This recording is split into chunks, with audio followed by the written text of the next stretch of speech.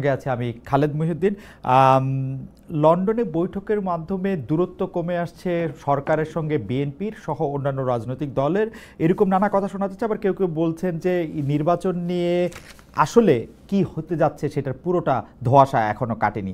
কি হতে যাচ্ছে আগামী নির্বাচন, কবে হতে যাচ্ছে সংস্কার, সেটি নিয়ে কথা বলার জন্য এখন আমাদের সঙ্গে আছেন বিএনপির তথ্য প্রযুক্তি বিষয়ক সম্পাদক জনাব এ কে এম ওয়াহিদুজ্জামান। জনাব এ কে এম ওয়াহিদুজ্জামান আমাদের সাথে যুক্ত হচ্ছেন ডালাস থেকে। ওয়াহিদ ভাই, আপনাকে আমরা অনেক ধন্যবাদ জানাই, স্বাগত জানাই। আপনি সময় দিয়েছেন আমাদের, সেজন্য আমাদের কৃতজ্ঞতা জানবেন। আমাদের আমাদের সঙ্গে আরও থাকছেন আমার বাংলাদেশ এবি পার্টির সাধারণ সম্পাদক ব্যারিস্টার আসাদুজ্জামান ফুয়াদ। ব্যারিস্টার আসাদুজ্জামান ফুয়াদ একজন বাগ্মী, খুব সুন্দর করে কথা বলেন। এই মুহূর্তে টকশোতেও উনি অনেক জনপ্রিয় একটি ব্যারিস্টার ফুয়াদ, আপনাকেও আমরা ধন্যবাদ জানাই যে আপনি আমাদের সাথে যুক্ত হওয়ার জন্য। দর্শকদের কাছে একটু ক্ষমা প্রার্থী, আজকে আমরা একটু দেরিতে আমাদের শুরু করতে হলো। যাই হোক, দুজনের জন্য আমরা একই প্রশ্ন করতে চাই। ব্যারিস্টার ফুয়াদের ইয়াটা মানে ফ্রেমটা একটু ঠিক করেন আবির ভাই। তো এইটার মধ্যে হচ্ছে যে আমি প্রথমেই আমি যেতে চাই হচ্ছে জনাব এ কে এম ওয়াহিদুজ্জামানের কাছে। জনাব এ কে এম ওয়াহিদুজ্জামান, অবশ্য প্রশ্নটি কমন, আমরা মানে একই প্রশ্ন দুজনকে করতে চাই, তবে আমরা আগে ওয়াহিদ ভাইকে শুনে তারপরে আবার ব্যারিস্টার ফুয়াদকে শুনবো। ওয়াহিদ ভাই, কি মনে হয়, মিটিং একটা শেষ হলো, আমরা কবে নাগাদ বাংলাদেশে জাতীয় সংসদ নির্বাচন হবে? ভাই এবং আপনার মাধ্যমে যারা দর্শক আছেন, যারা শুনছেন দেশে বিদেশ থেকে, দেখুন মিটিং অবশ্যই খুব সুন্দর একটা মিটিং হয়েছে। এটা একদিক দিয়ে অত্যন্ত গুরুত্বপূর্ণ আমি এই জন্য বলবো যে এই সরকার ওয়াহিদ ভাই আমাকে ক্ষমা করবেন, আসলে মিটিং এর গুরুত্বটা আমরা ইয়াতে শুনবো। আপনার কাছে একটু জানতে চাইছি যে মিটিং এর আউটকামের পর আপনার কাছে কি মনে হচ্ছে কবে নাগাদ নির্বাচন হবে, জাতীয় সংসদ নির্বাচন? দেখুন, মিটিং এর যেভাবে মিটিং শেষে একটা সংবাদ সম্মেলন করে বলা হয়েছে যে রমজানের আগে সকল সংস্কার, প্রয়োজনীয় সংস্কার যেগুলো প্রয়োজনীয় সংস্কার সেগুলো শেষ করে রমজানের আগেও নির্বাচন দেয়া সম্ভব। আমরা এটাকে পজিটিভলি দেখছি আর কি। কারণ হচ্ছে যে আপনি জানেন এর আগে যে নির্বাচনের তারিখটা দেওয়া হয়েছিল সেটা আসলে একটা দুরূহ ছিল রাজনৈতিক দলগুলোর জন্য। এই জন্য বলবো যে এপ্রিল মাস বাংলাদেশের সবচেয়ে গরম সময় এবং তার আগে রমজান। তো এই রোজার মধ্যে রাজনৈতিক নেতাকর্মী যারা আছেন তাদের নির্বাচনী ক্যাম্পেইনে অংশ নেওয়া, এটা একটা অত্যন্ত দুরূহ ছিল, পরিস্থিতি হতে পারত। তো সেই জায়গা থেকে সরকার যে এই জায়গাটা এসেছে যে রমজানের আগে, তার মানে হচ্ছে ফেব্রুয়ারি মাসের প্রথম দিকে হয়তো নির্বাচন হওয়ার সম্ভাবনা দেখা দিয়েছে। এখন এটাকে আমরা পজিটিভলি দেখছি। অর্থাৎ তাহলে কি আমরা বলতে পারি যে বিএনপি যে ডিসেম্বরে নির্বাচনে হবে বলছিল সেই দাবি থেকে সরে আসলো একটু, যেহেতু ফেব্রুয়ারিতে তার? দেখুন, রাজনীতি কিন্তু সবসময় রাজনীতি হচ্ছে একটা গিভ অ্যান্ড টেক নেগোসিয়েশনের বিষয়। জনগণের স্বার্থে রাজনৈতিক দলগুলো রাজনীতি করে এবং এখানে অবশ্যই একটা সমঝোতার জায়গা থাকে সবসময়। এখানে কেউ গো ধরে বসে থাকলে হবে না তো যে আমি এই কথা বলেছি এটাই মানতে হবে, আমি এই সংস্কার প্রস্তাব দিয়েছি এটা না মানলে আপনি স্বৈরাচার, এই ধরনের কথা এটা ঠিক না, এই ধরনের চিন্তা আমরা করিও না। তো যেটা হয়েছে সেটা আমি মনে করি যে সিদ্ধান্তটা এসেছে ইটস গুড। তাছাড়া এটা কিন্তু সরাসরি বলাও হয়নি যে ফেব্রুয়ারি মাস, বলা হয়েছে রোজার আগে। রোজার আগে এটা যে কোনো সময় হতে পারে যদি প্রয়োজনীয় সংস্কারগুলোর মধ্যে, যেগুলোর মধ্যে ঐক্যমত হয়েছে সেগুলো যদি বাস্তবায়ন করা হয়। আমরা একটু ব্যারিস্টার আসাদুজ্জামান ফুয়াদের কাছে যেতে চাই। জনাব ফুয়াদ, আপনার কাছেও আমাদের একই প্রশ্ন। ব্যারিস্টার ফুয়াদ আছেন আমাদের সঙ্গে? জি, ব্যারিস্টার ফুয়াদ, আমরা আপনার কাছে একই প্রশ্ন করতে চাই, আপনি কবে নাগাদ নির্বাচন করবেন বলে বা হবে বলে আপনি মনে করেন জাতীয় সংসদ নির্বাচন? ধন্যবাদ। নির্বাচন তো এখন পর্যন্ত যেটা ডিক্লেয়ার্ড টাইম ফ্রেম যেটা বলে দেওয়া আছে যে এপ্রিলের ফার্স্ট হাফে আর কি, এইটা তো এখনো চেঞ্জ হয়নি আর কি। এবং এটা প্রধান উপদেষ্টা বরাবরই আপনার সেই জাতিসংঘে বসার পরে যাওয়ার পর থেকে যে সাইডলাইনে নিউ ইয়র্ক টাইমসে ইন্টারভিউ দিয়েছেন তারপর থেকে কনসিস্টেন্টলি একই একই মানে উইন্ডোর কথা বলেছেন যে ডিসেম্বর 25 থেকে জুনের 26-এর মধ্যে নির্বাচনটা হবে, এবং এটাকে আরো বেশি কনসাইজ করে এপ্রিলে নিয়ে এসছেন। এরপরে যদি রাজনৈতিক দলগুলোর সাথে আবার কথা বলতে হয়, ওইটা আমার মনে হয় যে আমি সবসময় প্র্যাগম্যাটিজমে বিশ্বাস করি, ঐক্যমতে বিশ্বাস করি, কারণ অনেক গুরুত্বপূর্ণ জিনিস যদি ঐক্যমত ছাড়া হয় সেটা টেকসই হবে না। তো সেক্ষেত্রে বিএনপি যেহেতু বড় দল, তাদের একটা প্রস্তাবনা আছে, তারা ফেব্রুয়ারির ব্যাপারে এখন একমত হয়েছে। যদি এটা পরিবর্তন করতে হয় তাকে পলিটিক্যাল পার্টির সাথে আবার বসতে হবে, এবং নির্বাচনটা তো একমাত্র ম্যান্ডেট নাই সরকারের, এটা আমাদের সবাইকে মাথায় রাখতে হবে। কারণ হচ্ছে যে গণ অভ্যুত্থানের একটা ডিফারেন্ট অ্যাসপিরেশন ছিল, সংস্কার, বিচার এবং সবগুলোকে একসাথে করেই নির্বাচনের যে ট্রানজিশন, সেই এক্সিট রুটে যেতে হবে আর কি। এবং সেক্ষেত্রে আজকের যে জয়েন্ট কমিউনিক যেটা বলা হয়েছে, সেখানে কিন্তু এই কথাটা পরিষ্কার করে বলা হয়েছে, যদি সংস্কারের যে ডেডলাইন এবং বিচারের যে প্রোটোকল আলোচনার মধ্যে দিয়ে ঐক্যমত কমিশনের মাধ্যমে সেটা হবে, তৈরি হবে, প্রস্তুতি হবে, এই প্রস্তুতির ডেডলাইনের প্রেক্ষিতেই হচ্ছে আপনার নির্বাচনের তারিখ প্রয়োজনে আগিয়ে নিয়ে আসা হবে, এবং সেটা ঐক্যমতের ভিত্তিতে হবে। তো আমি আশাবাদী দূরত্বটা এখানে খুবই কম, এটা আলোচনার মাধ্যমে এটা আগে পরে করা সম্ভব। না, আপনি গতকালের যৌথ বিবৃতির পরও আপনি মনে করছেন যে নির্বাচনের যে ঘোষিত তারিখ, বা যেটি ডক্টর মোহাম্মদ ইউনূস জাতির উদ্দেশ্যে দেওয়া ভাষণে বলেছেন যেটা এপ্রিলের প্রথমার্ধে হবে, এটি এখনো ওই জায়গায় আছে? এখনো সেখানেই আছে, এখনো সেখানেই আছে, মানে কেউ কেউ যে বলছেন যে নির্বাচনটি এই, কিন্তু তিনি ওপেন, কিন্তু তিনি রিজিড না, মানে এখনো ওখানেই আছে। কিন্তু আমি যেটা মনে করি যে উনি এবং ওনার সরকার এই দিন তারিখের ব্যাপারে রিজিড না। আজকের মিটিং এর আউটকাম থেকে যেটা এসেছে, ওনারা এই ব্যাপারটাতে ফ্লেক্সিবল অন প্রিন্সিপল। প্রিন্সিপলটা কি? যে সংস্কার বিচারের ব্যাপারে, জুলাই সনদের ব্যাপারে যে একটা ওয়াইডার কনসেনসাসের আলোচনা চলছে, সেটার মধ্য দিয়ে এই দিনটা আকপেশ হতে পারে। সেটা কি এটা হচ্ছে আজকের, সেটা ডক্টর মোহাম্মদ ইউনূস কি জনাব তারেক রহমানের সাথে কথা বলে বুঝতে পারলেন যে তিনি আসলে তারিখের ব্যাপারে রিজিড না, ফ্লেক্সিবল না, আগেও বুঝতে পারছিলেন? না, দুই পক্ষের তো জয়েন্ট স্টেটমেন্ট দিয়েছে, স্টেটমেন্টে তো দুই পক্ষের জয়েন্ট, রাইট। তো যেহেতু যৌথ কমিউনিক, তো সেক্ষেত্রে দুই পক্ষকে তো আমি একইভাবে মূল্যায়ন করব, তারা দুই পক্ষই ফ্লেক্সিবল। ধরেন আমি শুধু ডক্টর ইউনূসের পার্টটা এখানে বুঝতে যেতেছি, যে ডক্টর ইউনূস বা সরকারের পার্টটা কি এরকম যে এপ্রিল মাসে নির্বাচন হবে বলে তিনি বলেছিলেন এপ্রিল মাসের প্রথমার্ধে, এখন তিনি যৌথ বিবৃতিতে বলছেন এটা হলেও আগে হইলেও হইতে পারে, আমি ওপেন আছি। তো এইটা কি জনাব তারেক রহমানের সাথে বৈঠকের ফলাফল? এটা আমার কাছে মনে হয়েছে উনি বরাবরই এইসব ব্যাপারে যথেষ্ট ফ্লেক্সিবল। আমি যতবার যমুনাতে অথবা ফরেন সার্ভিস একাডেমিতে প্রফেসর ইউনূসের সাথে মিটিং এ ছিলাম, আমার বরাবরই মনে হয়েছে উনি অত্যন্ত উদার, যে কোনো সিরিয়াস ওপিনিয়নকে উনি নিতে পারেন, এবং ন্যাশনাল ইন্টারেস্টের স্বার্থে উনি যথেষ্ট ফ্লেক্সিবল, দিন তারিখ পজিশন পরিবর্তন করা, এবং এটি উনি বারবার করেছেন। এই জায়গাটা কিন্তু উনি দেখবেন যে নির্বাচনের দিন তারিখ ঘোষণা করার ব্যাপারে কিন্তু উনি এখনই প্রস্তুত ছিলেন না। কিন্তু যমুনাতে লাস্ট যে আমরা মিটিং এ গেলাম ফরেন সার্ভিস একাডেমিতে, সেখানে পলিটিক্যাল পার্টিগুলো সিরিয়াসলি ওনাকে অনুরোধ করেছে যে যেহেতু বড় দলগুলো চাচ্ছে একটা ডেডলাইন, একটা সাম ফর্ম, আপনি একটা রোড ম্যাপ দিয়ে দেন, তাতে টেনশনটা কমে যাবে। আমরা এই বিষয়টা আলোচনায় আসবো, কারণ আপনার কথা আমাকে আসলে অনেকগুলি চিন্তার খোরাক দিচ্ছে। আপনি বলছেন যে উনি নির্বাচনের জন্য প্রস্তুত ছিলেন না, তার মানে কি ধরেন পলিটিক্যাল পার্টিগুলি তাকে এরকম চাপ দিল না, তাইলে কি উনি নির্বাচনটা জুন মাসের 30 তারিখে দিতেন? মানে সেটা তার ইচ্ছা ছিল? প্রস্তুত মানে বলছি ঘোষণাটা না, ঘোষণাটা হয়তো আরেকটু পরে দিতেন, সেটা বলছি। নির্বাচনের জন্য প্রস্তুত কেন? নির্বাচনের ঘোষণাটা হয়তো আরেকটু, কেন ঘোষণাটা? কারণ হচ্ছে আমি যতটুকু ধারণা করেছিলাম, ঐক্যমত কমিশনের মাধ্যমে সংস্কার এবং বিচারের জুলাই সনদের রোডম্যাপটা জুলাই আগস্ট নাগাদ ফাইনাল হয়ে যাবে। তখন আসলে আলোচনা করার প্ল্যান ছিল যে কতটুকু আমরা বাস্তবায়ন করব, কত দিনের মধ্যে করতে পারবো, এবং কি পদ্ধতিতে করব, এবং এটার এন্ডে গিয়ে নির্বাচনটা কখন হতে পারে, ওই ধারাবাহিকতাতে নির্বাচনের আলোচনাটা আসবার কথা। কিন্তু যেহেতু রাজনৈতিক দলের একটা বড় অংশ নির্বাচনের রোডম্যাপ চাচ্ছে, এবং উনি ওই অনুরোধটা রেখেছেন, অতএব ওনার এই ফ্লেক্সিবিলিটিটা ওনার মধ্যে আছে, এটা আমি দেখেছি বারবার আর কি, ন্যাশনাল ইন্টারেস্টে। আমি এই ব্যাপারটা একটু জনাব ওয়াহিদুজ্জামান আপনার কাছে একটু জানতে চাইবো, যে আমরা আসলে দেখতে পাচ্ছি যে নির্বাচনের ডেট নিয়ে বিএনপি প্রথমে 3 মাস বলেছিল, তারপরে যত তাড়াতাড়ি বলেছিল, তারপরে যৌক্তিক সময় বলেছিল, তারপরে আবার বলেছিল যে না ডিসেম্বরের মধ্যেই হতে হবে এবং ডিসেম্বরের মধ্যে হবে। এই ডিসেম্বর এবং জুনের 30 তারিখও যদি আমরা ধরি, বিষয়টার মধ্যে পার্থক্য মাত্র 6 মাস। এটার ক্ষেত্রে বিএনপিকে এত চাপ দিতে হলো কেন, এত মারমুখী অবস্থানে কেন যেতে হলো? মারমুখী বা চাপমুখী, আমি যেরকমই বলি না কেন। প্রথম কথা হচ্ছে যে এটা তো ডেফিনেটলি মারমুখী অবস্থান না।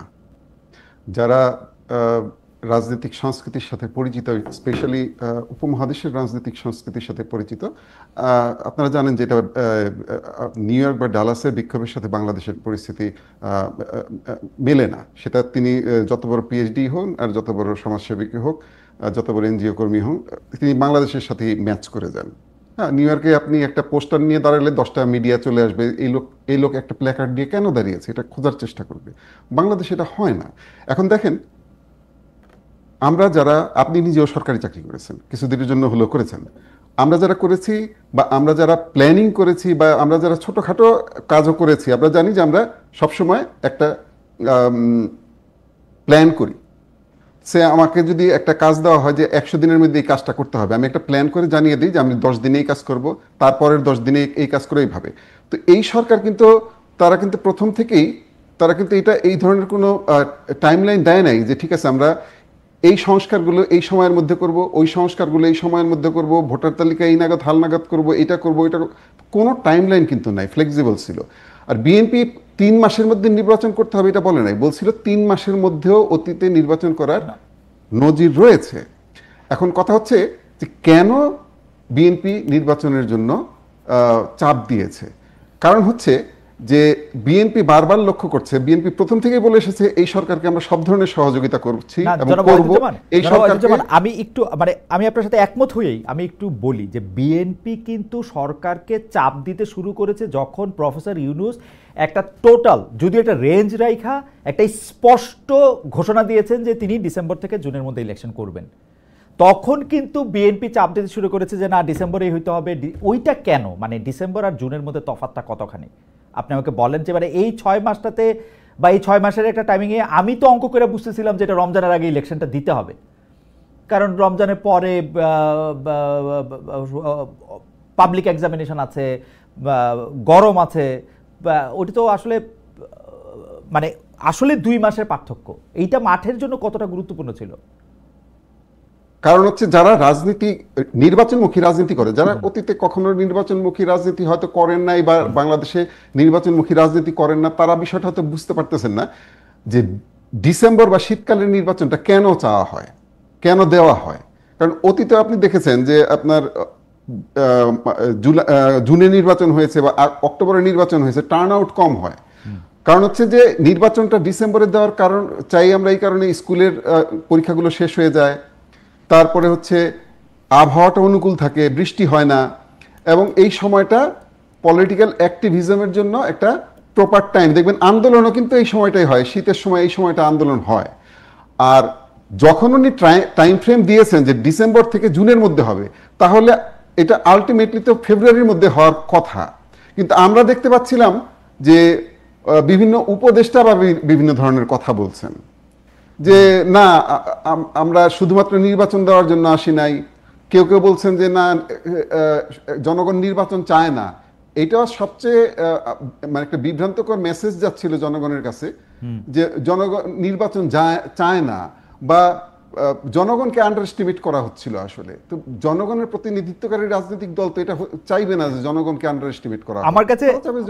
আমার কাছে মনে হচ্ছে যে জনগণের কথা তো আমরাও বলি, মানে ডক্টর মোহাম্মদ ইউনূসও ওইখানে গিয়ে জনগণের কথাই বলতেছেন, মানে জনগণের কথার বাইরে তার কোনো কথা নাই, মানে দোহাইটা জনগণের। যাই হোক, আমি দুইটা বিষয়ে জনাব এ কে মহিউজ্জামান, আপনি তো শিক্ষক মানুষ, আপনার কাছে আসি আরেকটু পরে। আমি একটু আরেকজন মানে খুবই আমি বলবো হচ্ছে বাগ্মী এবং যিনি যুক্তি এবং তর্ক দিয়ে কথা বলতে পছন্দ করেন, সে ব্যারিস্টার ফুয়াদের কাছে আমি একটু যেতে চাই। যে ব্যারিস্টার ফুয়াদ, আপনি আমাদের একটু বলেন তো যে এনসিপির পক্ষ থেকে, অ্যাটলিস্ট এনসিপির একজন বড় নেতা নাসিরুদ্দিন পাটোয়ারি বলছেন যে বাংলাদেশের একজন সরকার প্রধানের লন্ডনে গিয়ে এই জুলাই সংস্কার সনদ ইত্যাদিকে পাশ কাটিয়ে নির্বাচনকে একটু এগিয়ে নিয়ে আসা এক ধরনের মানে উনি যে শব্দটি ব্যবহার করছেন এটি খুলতে চেয়েছিলাম, মানে উনি বলছেন যে এটা আসলে ঠিক হচ্ছে না। আপনি কি তার বক্তব্যের সাথে একমত কিনা?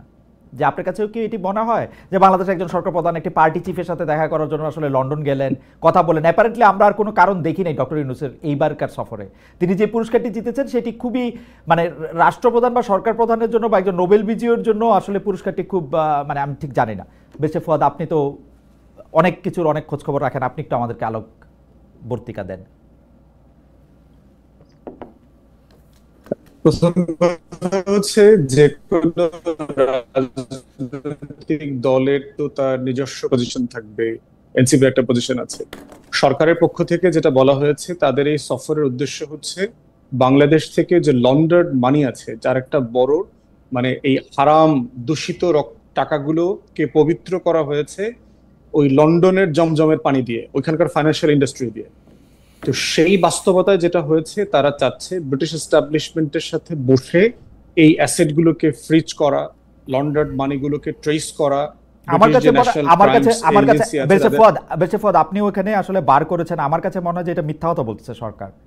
বিকজ এই লন্ডন মানি নিয়ে কথা বলার জন্য, লন্ডন মানির ব্যাপারটা আপনি জানেন, এটা সম্পূর্ণভাবে একটা আইন আদালতের ব্যাপার, এবং এটা ওভারটলি মানে প্রকাশ্যে দুই সরকার প্রধান কথা বলে এটা কখনো এটা ঠিক হবে না। লন্ডনের কোর্ট এটা কখনো এটা এরকম হইতে দিবে না, এবং এটা কেউ কখনো কখনো বলে নাই। লন্ডনে টাকা চুরি করে নিয়ে লন্ডন ঠিকই জমজম, আপনি ঠিকই বলেছেন, সারা পৃথিবী থেকে মানে আফ্রিকা, লাতিন আমেরিকা, এই যে এইসব দুর্নীতিগ্রস্ত বাংলাদেশ, ইন্ডিয়া, পাকিস্তানের মতো দুর্নীতি দেশগুলো সেখানে নিয়ে যায়, কিন্তু সেখানে এটা সরকার প্রধানরা এই বিষয়ে কখনো আলোচনা করেন, আমি শুনি নাই। এখন আপনি আমাকে বলতে পারেন, আমার ধারণা সরকার এখানে মিথ্যা কথা বলতেছেন, সম্পূর্ণ রকমের মিথ্যা কথা বলতেছেন, যেই কারণে প্রধানমন্ত্রী দেখা পান নাই ডক্টর মোহাম্মদ ইউনূস, এটাকে কভার আপ করতেছেন তার প্রেস সেকশন।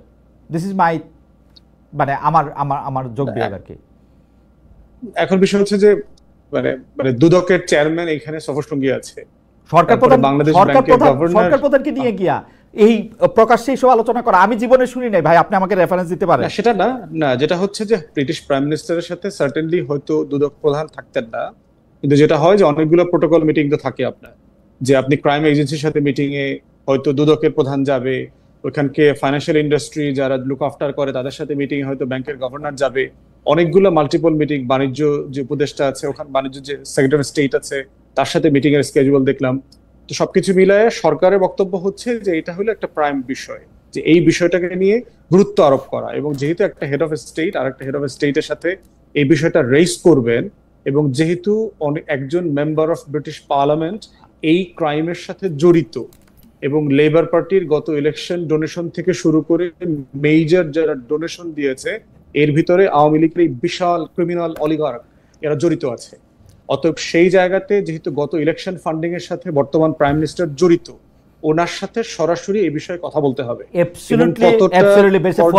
ফুয়াদ, আমার অজ্ঞতা ক্ষমা করবেন, আপনি বিলাতি ব্যারিস্টার, কিন্তু আমি এই বিষয়গুলি কূটনীতিতে সত্যি সত্যি ব্রিটেনের প্রধানমন্ত্রী আমাদের সরকার প্রধানের সাথে কথা বলবেন কিনা সেটা বহু আগে ঠিক হয়ে যাওয়ার কথা। এটা আমি লন্ডনে গিয়া আমি দেখবো উনি কানাডায় আছেন না এখানে আছেন, তারপর আমি এটা বৈঠক করবো, ইটস এ নো।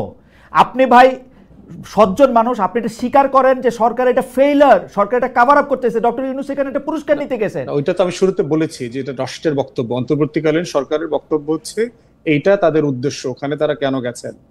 এখন দ্বিতীয় যেটা হচ্ছে পুরস্কারের বিষয়টা আসছে, থার্ড হচ্ছে এখানে সাইড মিটিং এ হচ্ছে বিএনপির অ্যাক্টিং চেয়ারম্যানের সাথে মিটিং হচ্ছে, কিন্তু যেটা বলা হচ্ছে যে শুধুমাত্র অ্যাক্টিং চেয়ারপারসনের সাথে মিটিং করবার জন্যই ওখানে গেছে, এটার সাথে আবার আমি একমত না। হ্যাঁ, ওইটা আমি বোধ করি না, যেটা আমার কাছে খুবই এম্বারাসিং লেগেছে, যে এরকম নোবেল পাওয়ার পরে অথবা আমেরিকার কংগ্রেশনাল মেডেল পাওয়ার পরে আপনার এই রাজা রানীর এই কি হারমোনি অ্যাওয়ার্ড নেওয়ার জন্য প্রফেসর যেতে হবে, এটা খুব জরুরি কোনো বিষয় ছিল না। কিন্তু ওইটা গুরুত্বপূর্ণ মনে হয়েছে যদি সেই ধরনের দুদক এবং ব্যাংকের গভর্নর রিলেটেড যে রেলেভেন্ট এজেন্সি গুলো আছে তাদের সাথে যদি মিটিং করা যায়, এবং প্রধানমন্ত্রীর সাথে মিট আপের যে অ্যাপয়েন্টমেন্টটা হয় নাই, এটাও খুব বিব্রতকর যে একটা রাষ্ট্রপ্রধান যাচ্ছে সেখানে মিটিং এর প্রোটোকল আগে থেকে কেন ঠিক হয় নাই, কারণ এটাকে বলা হয়েছে রয়্যাল ভিজিট, এবং আমি রয়্যাল ভিজিট বলতে বুঝি যে ব্রিটিশ সরকারের সর্বোচ্চ ভিজিট হচ্ছে রয়্যাল ভিজিট। শুধু পুরস্কার নেওয়াটা এটার অংশ থাকে না, এর সাথে প্রাইম মিনিস্টারের মিটিং থাকে এবং অন্যান্য রিলেটেড যে মিনিস্টার্স আছে তাদের সাথে এখানে প্রোটোকল মিটিং থাকে। কিন্তু এখন যেটা দেখতে পাচ্ছি এটা আসলে রয়্যাল ভিজিট না, এটা শুধুমাত্র একটা অ্যাওয়ার্ড নেওয়ার জন্য যাওয়া হয়েছে সেখানে। এবং এইটা সরকারকে পরিষ্কার করতে হবে যে সরকার যে যে উদ্দেশ্যের কথা বলছে এবং সেটা করবার জন্য তারা আসলে কি করেছে। আমরা দেখলাম ওখানে ন্যাশনাল সিকিউরিটি অ্যাডভাইজারের সাথে মিটিং করেছে, তারপর নৌবাহিনীর যে ডেপুটি হেড তার সাথে মিটিং করেছে, বাংলাদেশের এই যে আমাদের মিনারেল রিসোর্স, এরপরে হচ্ছে বঙ্গোপসাগরের লজিস্টিক্স এর ব্যাপারে যে টিম আছে তাদের নিয়ে তারা আলোচনা করেছে। এইটা করবার জন্য কি আসলে আমার হেড অফ স্টেটকে দরকার ছিল কিনা? এই 40-50 জন মানুষকে নিয়ে কয়েক কোটি টাকা লস করার প্রয়োজন ছিল কিনা, এটার একটা ব্যাখ্যা সরকারকে দিতে হবে। এবং তারা যেটা দাবি করেছে সেটার জন্য তারা কি কি করেছে সেই প্রটোকলটা পাবলিক করা দরকার। কিন্তু দুই পক্ষের কোনটাই এক্সক্লুসিভলি অ্যাকসেপ্টেবল আমার কাছে মনে হয়নি। আমার মনে যে ব্যারিস্টার ফুয়াদ এটি খুব সুন্দর করে কয়েন করেছেন। আমি জনাব এ কে ওয়াহিদুজ্জামানকে, ব্যারিস্টার ফুয়াদ আসছি আবার আপনার কাছে, জনাব এ কে ওয়াহিদুজ্জামানের কাছে একটু আসতে চাই। জনাব এ কে ওয়াহিদুজ্জামান, আপনাদের একটি খবর কয়েকদিন আগে যে আমরা ক্রমাগতভাবে দেখছিলাম যে কারণে অকারণে প্রফেসর ডক্টর মোহাম্মদ ইউনূসকে বিএনপির পক্ষ থেকে, আমি অ্যাবসলিউটলি বলবো কারণে অকারণে তাকে আক্রমণ করা হচ্ছিল, এবং সেই আক্রমণের ধার এত বেশি ছিল, এবং কোনো কোনো ক্ষেত্রে আমি জানি যে বিএনপি থেকে কাউকে কাউকে শোকজ নোটিশ দেওয়া হচ্ছে, কিন্তু যেগুলো আমি আসলে বলতেও চাই না, বলতে পারবো হয়তো, তার ধর্ম নিয়ে টানাটানি, সে করার সময় কি এত চিপ বিএনপির মতো একটা দলের থেকে ডক্টর ইউনূসের মতো একটা সম্মানী মানুষের বিপক্ষে এটা করা হয়েছে, যেটা অভাবনীয়। আমরা একটা খবর পড়েছি যে বেগম খালেদা জিয়াকে ইন্টারভেন করতে হয়েছে, বেগম খালেদা জিয়াকে বলতে হয়েছে যে তোমরা এরকমটা করো না, তারপরে পরিস্থিতি অন্যরকম হয়েছে। এই ব্যাপারটাকে আপনার জানা আছে কিনা? আমরা দেখতে পাচ্ছিলাম যে ডক্টর ইউনূসকে শত্রু বানিয়ে তোলার, এবং age if doctor Mohammad Yunus কি জানি কি করতেছেন, যেটা আমরা আসলে প্রতিহত করতে হবে এই মুহূর্তে, উনি যেন একটা বিরাট স্বৈরাচার, এরকম একটা জিনিস বিএনপির পক্ষ থেকে প্রচার বা করা হয়েছিল। ধন্যবাদ খালেদ মহিউদ্দিন ভাই। আসলে রাজনীতির মধ্যে একটা নতুন ডাইমেনশন যোগ হয়েছে এই টক শো গুলো। এখন টক শোতে যখন আমরা বসি, তখন আমার পেছনে তো কেউ নেই, আমার আশেপাশে কেউ নেই ধরিয়ে দেওয়ার জন্য যে আমি কি করব। আমি আপনাকে একটা এক্সাম্পল দিতে পারি। শহীদ প্রেসিডেন্ট জিয়াউর রহমানের সময় একজন রাজনৈতিক নেতা, অত্যন্ত বিখ্যাত রাজনৈতিক নেতা, তিনি আরেকজন রাজনৈতিক নেতার বিপক্ষে, একজন প্রয়াত রাজনৈতিক নেতার সম্পর্কে খুব আজে বাজে বলা শুরু করলেন। উনি উঠে গিয়ে তার পিঠে হাত দিয়ে দুইটা চাপড় দিলেন, তারপর উনি ঠান্ডা হয়ে গেলেন। আমি যখন টকশোতে বসেছি খালেদ ভাই, তখন আমি অনেক কথাই বলে ফেলতে পারি, স্লিপ অফ টাং বলতে পারি, জজবার কারণে বলতে পারি, অথবা আমার সমর্থকদের সস্তা বাহবা পাওয়ার জন্য বলতে পারি। এটা সঠিক না।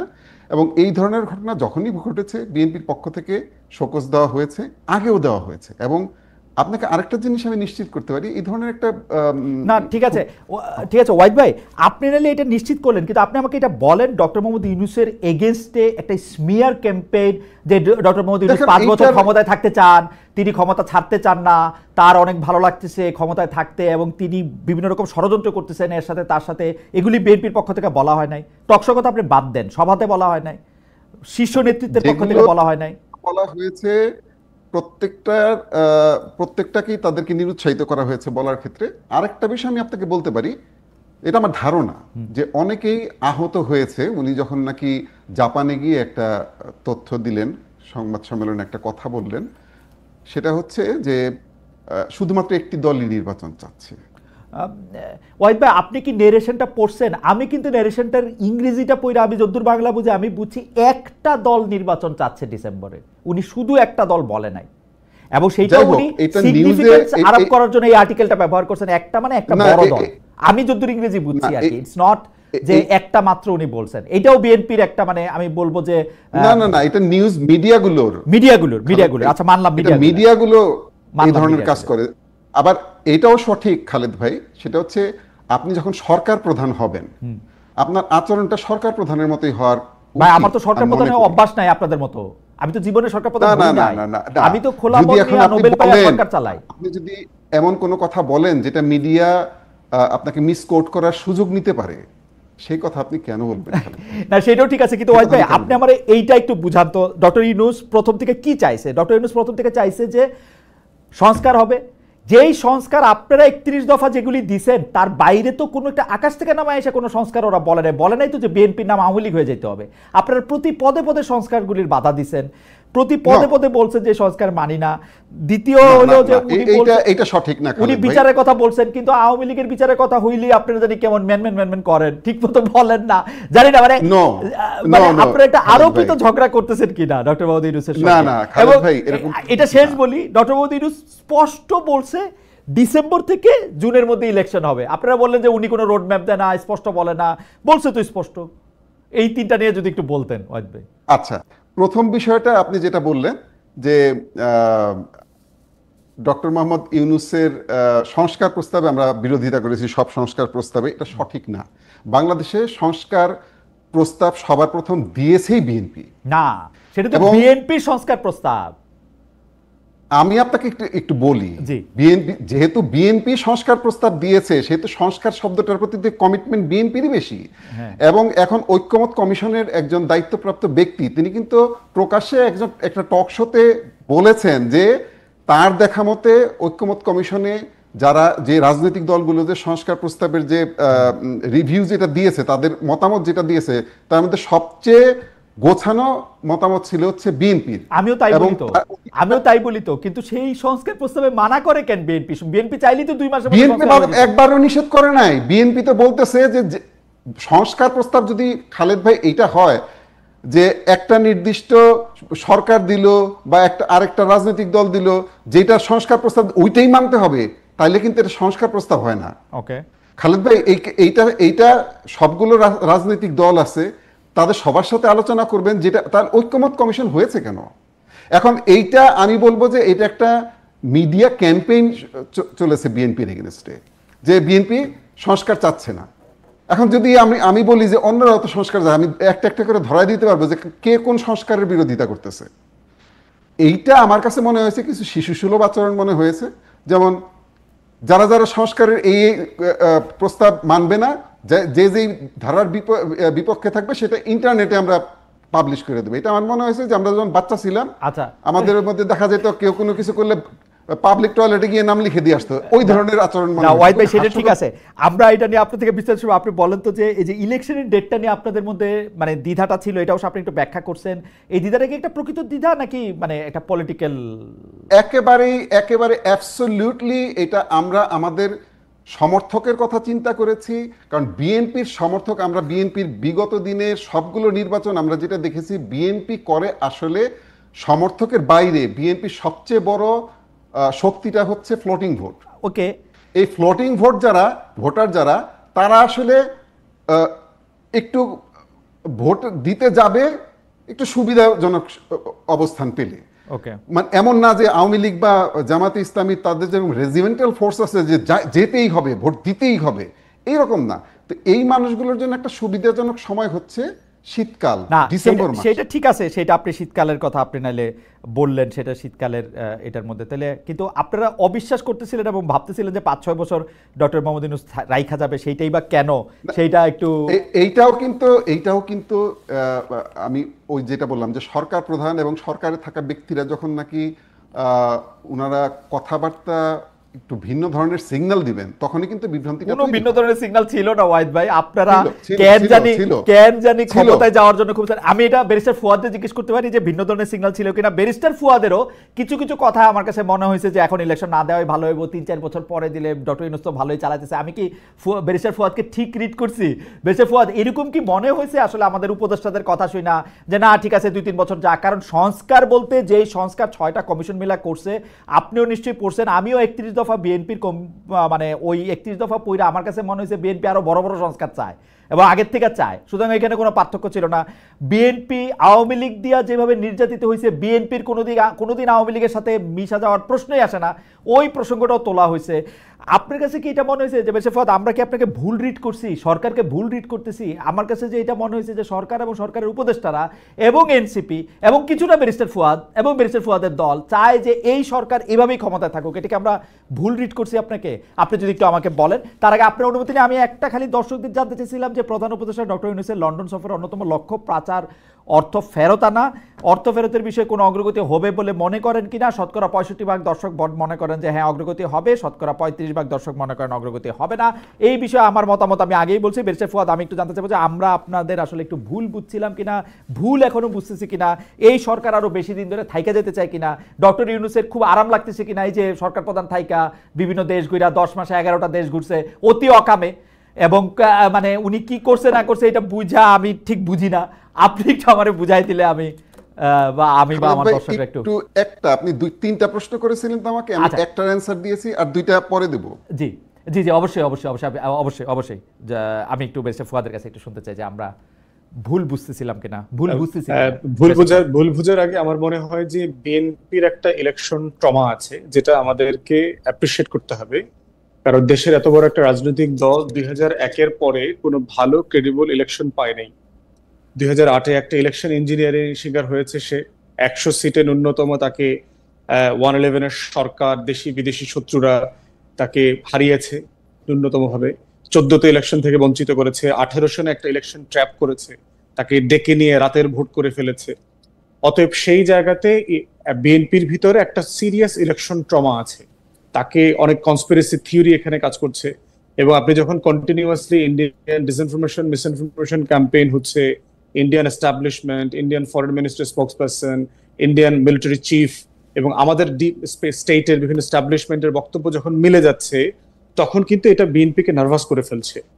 এর ভিতরে আসছে যে মানবিক করিডোর, এখানে একটা ছায়া যুদ্ধের চেষ্টা করা হচ্ছে। এটার মধ্য দিয়ে জাতিসংঘ এবং আমেরিকার তত্ত্বাবধানে ইউনুস একটা যুদ্ধ লাগানোর চেষ্টা করছে। ইমার্জেন্সি ডিক্লেয়ার করা হবে, মানে দেশে মানে ইলেকশনটাকে আরো ডিলে করবে, প্রলং করবে। এই যে একটা ইন্ডিয়ান ডিসকোর্স, এখানে বিশাল আকারের নেতৃবৃন্দ রাজনৈতিক দলকে কনভিন্স করেছে। এটাকে আপনি ইন্ডিয়ান ডিসকোর্স বলতেছেন, কিন্তু আমি তো দেখছি যে দেখেন ওখানে মানবিক করিডোর হবে না, ত্রাণ করিডোর হবে, আমরা কিন্তু জানতাম না আনটিল এন্ড আনলেস পররাষ্ট্র উপদেষ্টা আমাদেরকে বলেন এই কথা। আমরা এটা জানতাম না যতক্ষণ পর্যন্ত উনার হাই রিপ্রেজেন্টেটিভ এই কথা না বলেন, আমরা কিন্তু জানতাম না। ইন্ডিয়ান মিডিয়া, তাও কতিপয় মিডিয়া এগুলি নিয়ে কথা বলতে শুরু করছে অনেক পরে। ডক্টর ইউনূস আমাদেরকে মিথ্যাবাদী বললেন যে আমরা নাকি মিথ্যা কথা বলতেছি, এখানে কোনো কিছু হয় নাই, কিন্তু উনার উপদেষ্টা, উনার দুই উপদেষ্টা দুইবার উনার প্রেস সচিব এগুলি নিয়ে কথা বলছেন। উনি কি কানে শুনতে পান না শোনেন না আমি জানি না, কিন্তু না খালিদ ভাই, দেয়া হয়ে গেছে, চুক্তি হয়ে গেছে যে ধরনের কথা ইন্ডিয়ান মিডিয়াতে আসছে। কারণ আপনি জানেন যে যেটা গোয়েন লুইস, বাংলাদেশের জাতিসংঘের যে আরসি আছে, আবাসিক সমন্বয়কারী, উনি কিন্তু পরিষ্কার করে বলেছেন এটার ইন্টারন্যাশনাল একটা প্রোটোকল আছে। দুইটা রাষ্ট্র এখানে আগে একমত হইতে হবে করিডোরের ব্যাপারে, তারপরে হচ্ছে জাতিসংঘ এটা সুপারভাইজ করে ইন্টারন্যাশনাল যে রুলস আছে, প্রোটোকল আছে, 1941 এর যে কনভেনশন আছে, সেগুলো দিয়ে করবে। ফুয়াদ, ইন্ডিয়ান মিডিয়ারে আমি ধর্তব্যের মধ্যেই নেই না, যে মিডিয়াগুলির মধ্যে আছে। আমি সরকারের কথা বলতেছি। ডক্টর ইউনূস তুমি স্পষ্ট বলছে ওখানে কোনো মানবিক করিডোর, ত্রাণ করিডোর এগুলি কোনো কথা নাই, পুরোটাই ভুয়া। ভুয়া না তো?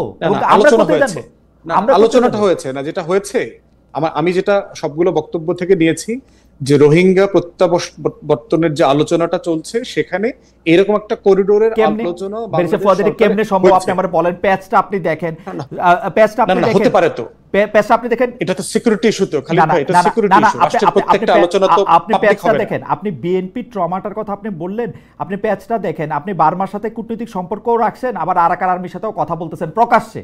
আপনার সরকার, আপনার উপদেষ্টা এটাতে কথা বলতেছে। তো এটাতে তো বিএনপি যে এখানে একটা যুদ্ধ পরিস্থিতি হবে, বিএনপি তো এই ধারণার বাইরে থেকে কেমনে যাবে? এটা তো ইন্ডিয়ান মিডিয়ার আপনি বাদ দিয়ে রাখেন, ইন্ডিয়ান মিডিয়া আপনি বাদ দিয়ে রাখেন। গাজা হবে, এখানে ফিলিস্তিন হয়ে যাবে, এখানে আমরা এই ইসরায়েলের মতো একটা হেজিমনিক ওয়ারে জড়ায়া যাব, মানে এটা ইজ টু ফার, মানে টু রিমোট এই আলোচনাটা করা। আপনি যেটা করতে পারতেন, এই আলোচনাটা অন মেরিট বাংলাদেশের সিকিউরিটি ডিসকোর্স থেকে আপনি করতে পারতেন। আপনি ইন্ডিয়ান বক্তব্যটা না খেয়ে আপনি সরাসরি বলতে পারতেন যে এইটা আমাদের ন্যাশনাল সিকিউরিটির জন্য একটা ভায়াবল প্রপোজিশন কিনা, বিকল্পটা কি হতে পারে।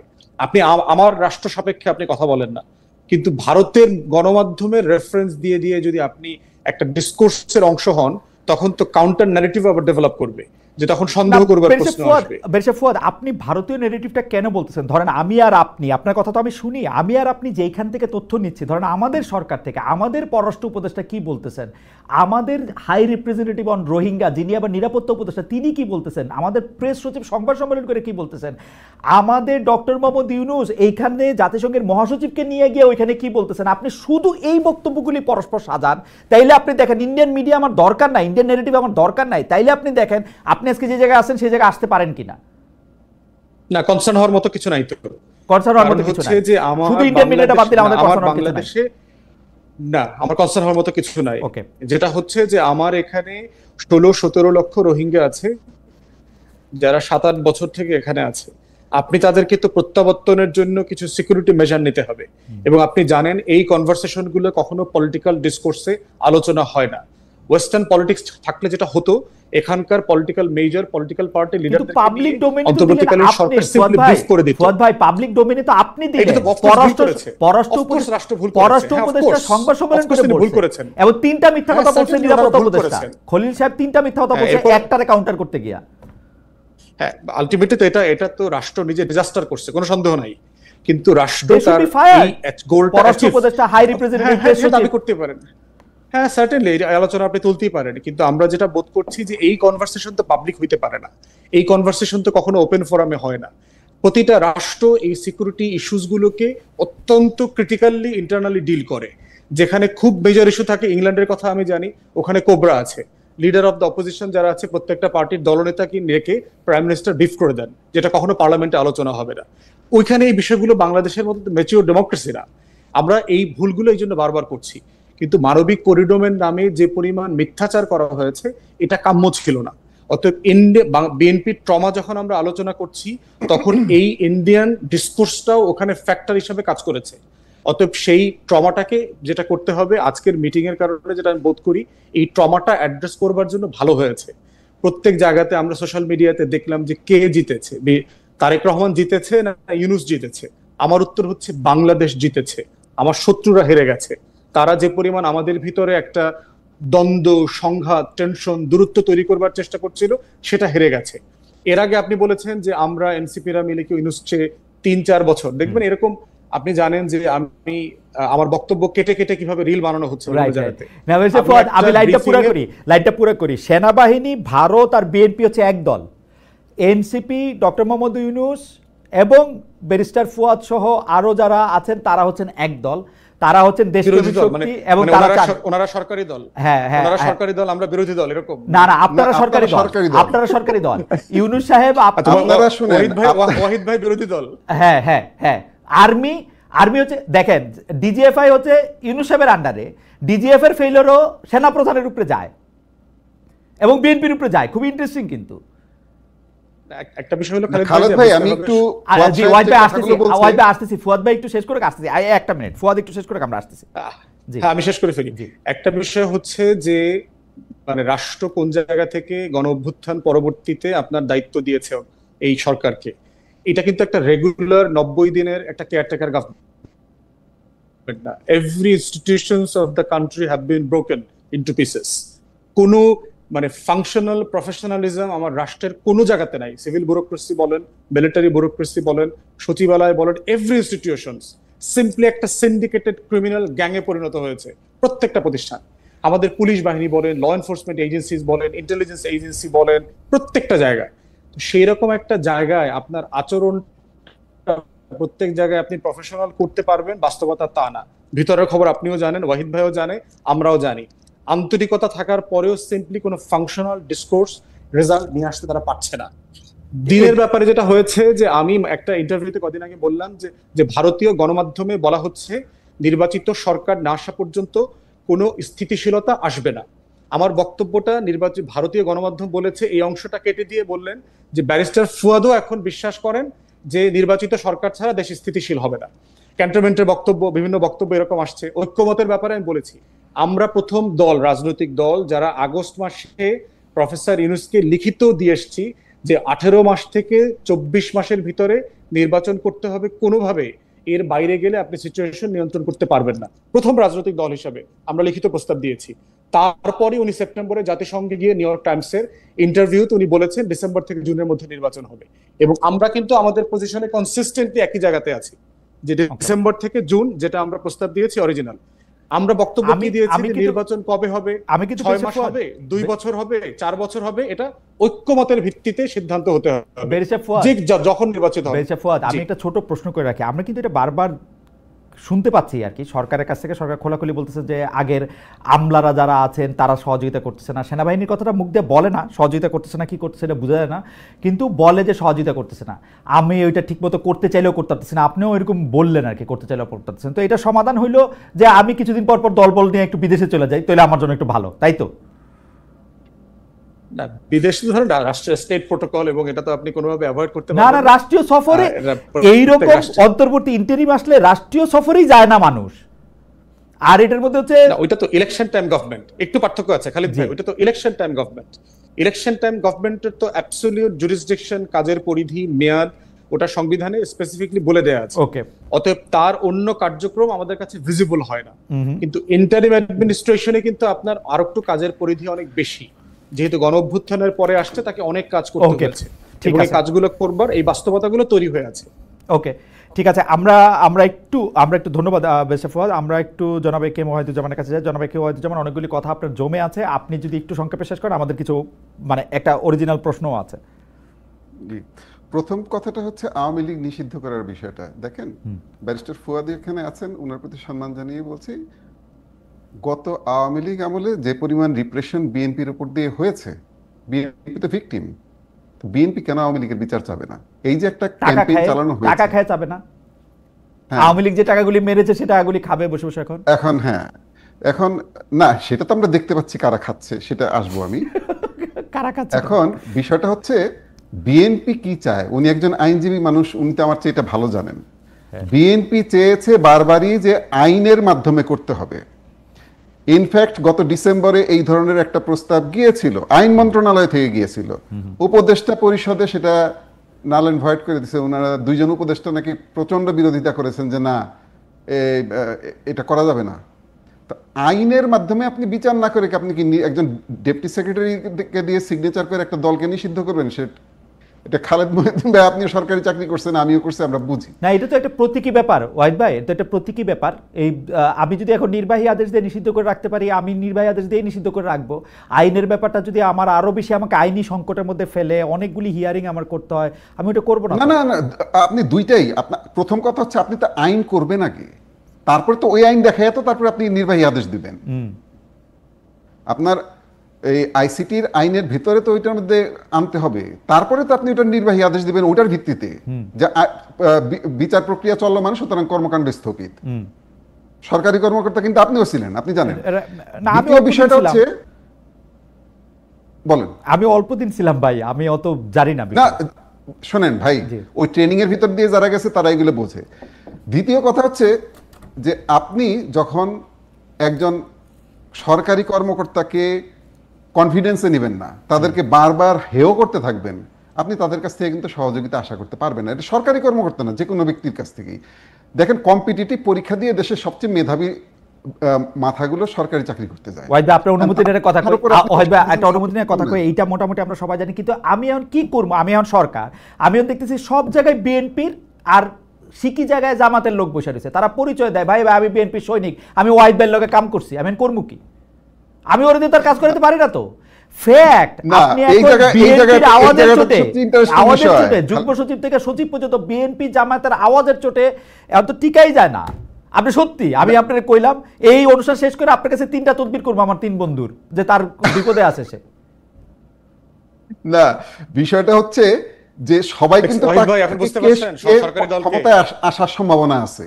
ওয়াহিদ ভাই বুঝছেন, সরকারি দলকে, এই যে আপনারা যে বললেন আপনি বিরোধী দল, এই যে খালিদ ভাই কার কাছে তদবির করবে বুঝতে পারছেন? না, আমার কাছে কিন্তু তদবির করবে না। আপনার কাছে যত সুন্দর শোনাচ্ছে, বিষয়টা তো সুন্দর না। আচ্ছা জি, কারণ হচ্ছে যে ওই যে যেহেতু আমিও সরকারি চাকরি করে আসছি, উনিও করে আসছেন, সরকারি চাকরিজীবীদের মানে দুঃখটাও আমরা বুঝি। যে ছাত্র উপদেষ্টা বসায় দেওয়া আছে প্রত্যেকটা মন্ত্রণালয়ে, প্রত্যেকটা ডিসি অফিসে, মানে সব জায়গায়, এবং এরা যে এই ধরনের তদবির নিয়ে যাচ্ছে, এগুলি তো আরো ভয়ঙ্কর। এরা যেভাবে একজন ক্লাস 1 অফিসারকে, একজন ডিসি কে যেভাবে ডিকটেট করে, সেটা আরো ভয়ঙ্কর না? এগুলি নিয়ে বলতে চাই না কেন, সবাই জুলাই যোদ্ধা পরিচয় দেয়, জুলাই যোদ্ধা পরিচয় দিয়ে, কিন্তু এগুলো বাড়তে থাকবে। আচ্ছা, আরেকটা বিষয় যেটা ছিল, যেটা বললেন যে এই যে বার্মা অ্যাক্টের মাধ্যমে কিছু ঘটনা ঘটেছে, এইটা রাষ্ট্রীয় গোপন, এইটা ইত্যাদি ইত্যাদি। ভাইরে, এইটা যদি গোপন সিদ্ধান্তই হবে, তাহলে সবার আগে আপনার উপদেষ্টাকে এই বিষয়ে বোঝাইতে হবে কোন জিনিসটা কোথায় বলতে হয়। আমি সোশ্যাল মিডিয়ায় আমার ফেসবুকে যেটা লিখবো সেটা আমি খালেদ মহিউদ্দিন ভাইয়ের টকশোতে এসে বলবো না। একজন সরকারি দায়িত্বপ্রাপ্ত ব্যক্তি তিনি যদি না বোঝেন কোনটা বলতে হবে আর কোনটা বলতে হবে না, কিন্তু ওয়াহিদ ভাই আপনার কাছে কি মনে ওয়াহিদ ভাই আপনার কাছে কি মনে হয় না ভারতের ন্যারেটিভ আমরা নিছি, একেবারে ডাহা মিথ্যা কথা বলছেন ভাই। আমি অসত্য শব্দটা ইউজ করি, কিন্তু আপনার এইটার প্রতিবাদে আমি বললাম ডাহা মিথ্যা কথা বলছেন। আমরা তো শুধুমাত্র উপদেষ্টাদের কথা অনুযায়ী বলছি। জাতীয় নিরাপত্তা উপদেষ্টা একজন, একজন পররাষ্ট্র উপদেষ্টা, দুইজন যখন একই কথা বলতেছে আমরা তো এটা বলবো না। কিন্তু ওয়াহিদ ভাই আসেন আমরা একটা সিনারিও কল্পনা করি। কেন ভারতীয় নেগেটিভটার প্রসঙ্গ আসতেছে, আমরা একটা সিনারিও কল্পনা করি। সিনারিওটা হচ্ছে, ধরেন পররাষ্ট্র উপদেষ্টা বলছে যে ওখানে একটা মানবিক করিডোর দেওয়া হবে, ধরেন নিরাপত্তা উপদেষ্টা বলছে এখানে একটা ত্রাণ করিডোর দেওয়া হবে, এবং এটা একটা প্যাসেজ দেওয়া হবে, যে প্যাসেজে আসলে ওইখানে আটকে থাকা লোকজনের জন্য কিছু খাবার এখান দিয়ে যাবে। এই খাবার গেলে এটা গাজা হয়ে যাবে, এটা ইউক্রেন হয়ে যাবে, এই আলাপগুলি এই বাংলাদেশের আর কোনো কিছু থাকবে না, ডক্টর ইউনূস সাহেব এটা বিক্রি করে দিচ্ছে ইয়ার কাছে, তার ফলে এটা হচ্ছে। এই আলাপগুলি কে করছে বলেন ভাই? আপনি যদি ওইখানে একটা এই জিনিস দেন, এবং ওয়াহিদ ভাই আমি আপনাকে যাই না বলতেছি, এই জিনিস অলরেডি দেয়া আছে 2022 সালের পর থেকে, এটা চলতেছে, কিন্তু খোঁজ নিয়ে দেখ। এক্স্যাক্টলি, অবৈধভাবে চলছে। প্রশ্নটা হচ্ছে, যখন আপনি কোভার্টলি কোনো অপারেশন করেন সেটা নিয়ে আপনি ওপেনলি কথা বলবেন না। আর আরেকটা বিষয় হচ্ছে, ব্যারিস্টার ফুয়াদ জানেন যে এই সরকার গঠিত হয়েছে সুপ্রিম কোর্টের আপিল বিভাগের একটা সিদ্ধান্তের মাধ্যমে, তাই না? ওখানে কিন্তু স্পষ্ট করে বলে দেওয়া আছে ওনাদের কর্মপরিধি কি। তো এই ধরনের স্ট্র্যাটেজিক সিদ্ধান্ত ওনারা নিতে গেলে ওনাদের, আমি বলবো, উচিত ছিল রাজনৈতিক দলগুলোর সাথে গোপনে হলেও আলোচনা করা। এখন ওনারা যেটা করতেছেন এটা আসলে আমি বলবো যে ওনাদের সংযত হয়ে কথা বলা উচিত, কোনটা বলবেন, কোনটা কি বিতর্ক আপনি কি সৃষ্টি অ্যাপিলেট করবে। ডিভিশনের ফ্রেমওয়ার্কটা বলতেছেন, নির্বাহী সিদ্ধান্তের কথা নেয়ার কথা বলে নির্বাহী কার্যক্রম পালন করবে, সেইটার আলোকে? না, আমি বলতেছি যে ওনাদের এই ধরনের স্ট্র্যাটেজিক, সে কি কর্মপরিধি এই ধরনের ভাই আপনি এই ধরনের স্ট্র্যাটেজিক সিদ্ধান্ত নিতে পারেন কিনা, পারেন সেটা ওনারা নির্বাহীর মধ্যে পড়ে ভাই। আপনি যদি ফালাতে চান পড়ে না। আরে প্রবলেমটা এখনকার, তো প্রবলেমটা তো এখনকার, রোহিঙ্গা নিয়ে প্রবলেমটা তো এখনকার। না, রোহিঙ্গা নিয়ে প্রবলেম অনেক পুরাতন। বরঞ্চ ওনারা এইটা করার কারণে যেটা হয়েছে, আরো ওনারা যেটা বললেন খালেদ ভাই, আপনি একটু কনসিকুয়েন্সেস গুলো খেয়াল করেন, যে 1,80,000 রোহিঙ্গা ফেরত যাবে ঘোষণা এটা দিছিলেন, তো খেয়াল আছে আপনার? এটাতে আশা, ব্যাংককে বসে ঘোষণা দিছিলেন, উইশফুল থিংকিং, পায়াস উইশ, ঠিক আছে? এবং বললেন যে আগামী ঈদ করবে তারা ওইখানে গিয়ে, আশা করতে পারি তো আমি। হ্যাঁ, আপনি এইগুলো, ওই জায়গাটা আপনার তাকে বুঝতে হবে খালেদ ভাই। ওই আরাকানটা এখন কারা কন্ট্রোল করতেছে? মিয়ানমার গভর্নমেন্ট কন্ট্রোল করতেছে। আপনি যদি এই জিও লোকেশন না জানেন, জিও পলিটিক্সের কারেন্ট সিচুয়েশন না জানেন, আপনি কার সাথে ডিল করতেছেন ভাই? আর সেটা বলে হাসির পাত্র হচ্ছেন কেন? আপনি বললেন 1,80,000 ফেরত যাবে, আমি বলি 1,15,000 চলে আসলো। না, মিয়ানমার গভর্নমেন্ট কন্ট্রোল করতেছে না বলেই তো আমার আরাকান আর্মির সাথে একটা কথা বলা দরকার ছিল। আরাকান আর্মির সাথে কথা বলে ওপেন চ্যানেলে করবেন? হ্যাঁ জি, সেটাকে ওপেন চ্যানেলে করবেন, সেটাকে মিডিয়ায় বলে বেড়াবেন? এই সরকার ট্রান্সপারেন্ট, সেজন্য বলছে সবাই। না, ট্রান্সপারেন্ট হইলে তারা বিরোধী দলগুলোর সাথে, সব রাজনৈতিক দলগুলোর সাথে বসছে তো, আপনাদের সাথে শুধু বসে নাই, আর সবার সাথে বসছে, এনসিপির সাথে বসছে, ফুয়াদ ভাইয়ের সাথে আলাপ করছে তো। ফুয়াদ ভাইরা জানতেন যে ওনারা মানবিক করিডোর দিচ্ছে? হ্যাঁ জানতেন তো, উনি তো আজকেও বললেন যে এটা ঠিক আছে দেওয়া, আমি ওনার সাথে একমত হয়েছি, অসুবিধা নাই দেওয়া, ভালো তো। কিন্তু জাতিসংঘ কি বলতেছে? জাতিসংঘ বলতেছে জাতিসংঘের সাথে আলোচনা হয় নাই বা সিদ্ধান্ত হয় নাই, জাতিসংঘের সাথে আলোচনা হয় নাই, মানে জাতিসংঘ তো এটা এখন আপনি যেটা বললেন, মানে দুই দেশের বৈঠকের মধ্যে একটা জায়গায় না আসা পর্যন্ত জাতিসংঘ এটা বলতে পারে না, জাতিসংঘেরও তো কিছু সীমাবদ্ধতা আছে। তার মানে হচ্ছে ওনারা একটা ইম্যাচিউর জিনিসকে মিডিয়ায় নিয়ে আসছেন, কারণ হচ্ছে আপনারা বেশি হইচই করছেন এটা নিয়ে অতি অকারণে। ওনারা এটা একটা পয়েন্ট হিসেবে বলছিল, আপনারা খালেদ ভাই আবার আমি মনে করাই দিচ্ছি আপনাকে, আমরা যে কথাগুলো বলেছি সেটা শুরু হয়েছে যখন পররাষ্ট্র উপদেষ্টা এবং নিরাপত্তা উপদেষ্টা এই ধরনের কথাবার্তা বলছেন। সব অধিকার আছে। আমি যদি বলি যে সেটা যদি তিল থাকতো, আপনারা এটা তালগাছ বানাইছেন। না, আমরা তালগাছ বানাইনি, এটা তালগাছ ওনারাই বানাইছে, আমরা দেখাই দিচ্ছি যে এটা কিন্তু তালগাছ।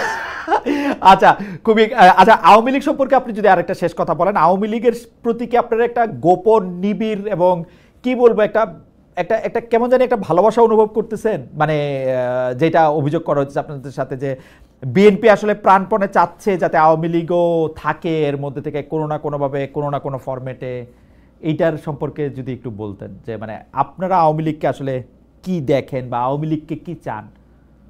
আওয়ামী লীগের একটা বিচার আমরা চাই।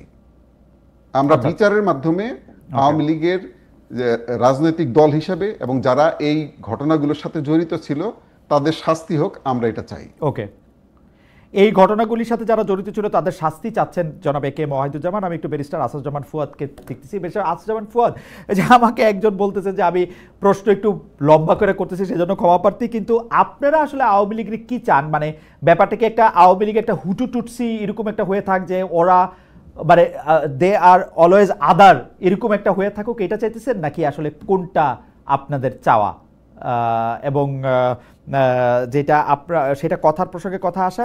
আরেকটা কথা হচ্ছে বরিশাল প্রেস ক্লাবে একটা সংবাদ সম্মেলনে গতকাল আপনি বলেছিলেন যে সাবেক রাষ্ট্রপতি আব্দুল হামিদের বিদেশ যাওয়া আসার বিষয়টি নিয়ে মানে তার বিদেশ যাওয়া আসা যাওয়ার কোনো বিধিনিষেধ নেই আপনি বলছেন, তাহলে কেন তাকে বিদেশ যেতে বাধা দেওয়া হবে?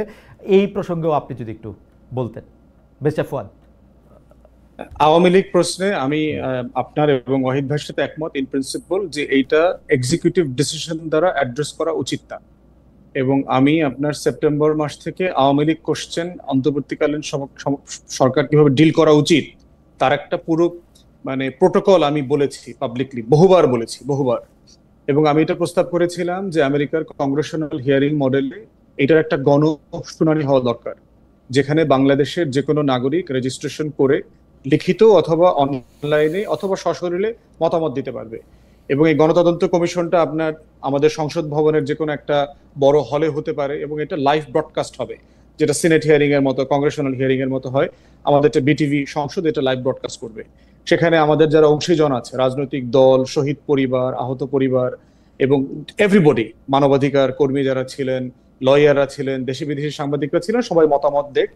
এবং এই মতামতের কি হবে আমি এরকম 6-7টা প্রিজাম্পশন করেছি কি কি হতে পারে, কি কি মত আসতে পারে। এতে কি প্রথম মত আসতে পারে যে আমরা এতে কি আওয়ামী লীগকে বক্তব্য দেওয়ার সুযোগ দেওয়া হবে বা সেই আওয়ামী লীগকে কেউ? না না, আওয়ামী লীগকে, কারণ তো তার এটা তো ট্রায়াল না, এটা হচ্ছে গণ অভ্যুত্থানের পরাজিত শক্তি। ওকে, তাকে নিয়ে আসলে কি করা উচিত? এই প্রো ডেমোক্রেসি প্ল্যাটফর্মে যারা কাজ করেছেন, 24-এ যারা জিতেছেন, তাদের ম্যান্ডেটটা কি হওয়া উচিত আওয়ামী লীগ প্রশ্নে, এইটার প্রেক্ষিতে আপনি দেখবেন হয়তো 5-6-7টা মতামত আসতে পারে। আপনি দ্বিতীয় বিশ্বযুদ্ধের পরে নাৎসি অথবা ফ্যাসিস্টদেরকে যেভাবে ডিল করেছে সেটা করতে পারেন। আপনি সাউথ আফ্রিকান মডেলে ট্রুথ অ্যান্ড রিকনসিলিয়েশন মডেলে ডিল করতে পারেন। আপনি এটা অ্যাটর্নি জেনারেল মতামত নিতে পারেন রাষ্ট্র। আপনি আইসিটি তে রেফার করতে পারেন ট্রাইব্যুনাল। এখন সরকার আওয়ামী লীগকে যেরকম নির্বাহী আদেশে নিষিদ্ধ করেছে ওইটা কি ঠিক আছে বলে আপনি মনে করেন, নাকি বিএনপি যেরকম বলে যে বিএনপি নাকি বলে যে বিএনপি যেরকম বলে যে না, নির্বাহী আদেশে না করে এটা একটা কোর্টের আদালতের আইনের মাধ্যমে এটা করা হলে এটা ভালো হতো? ওইটা একটা আমি বলেছি যে গণতদন্ত কমিশন অথবা গণশুনানি করলে যেটা হতো আপনি 6-7টা মডেল পেতেন। এরপরে যেটা হতো এই মডেলগুলোকে দিয়ে আপনি রেফারেন্ডামে দিয়ে দিতেন জনগণের কাছে যে আমরা আওয়ামী লীগের প্রশ্নে এই 7টা মতামত পেয়েছি, আপনি কোনটার সাথে একমত অথবা আপনার ভিন্ন মতের জায়গাটা কোথাও সেটাও বলেন। তাহলে যেটা হইতো যে এত বড় একটা সিদ্ধান্ত নেওয়ার ক্ষেত্রে জাতীয় ঐক্যমত প্রতিষ্ঠার জায়গাটা আমরা করতে পারতাম এবং সেখানে জুডিশিয়াল ওভারসাইট থাকতো, পাবলিকের ম্যান্ডেট থাকতো। সিম্পলি যেই প্রসেসে আপনাকে এই মানে কয়েকটা মিছিল মিটিং করে যেভাবে ছাত্রলীগকে নিষিদ্ধ করা হয়েছে, এই প্রসেসগুলো ওয়ার্ক করে না।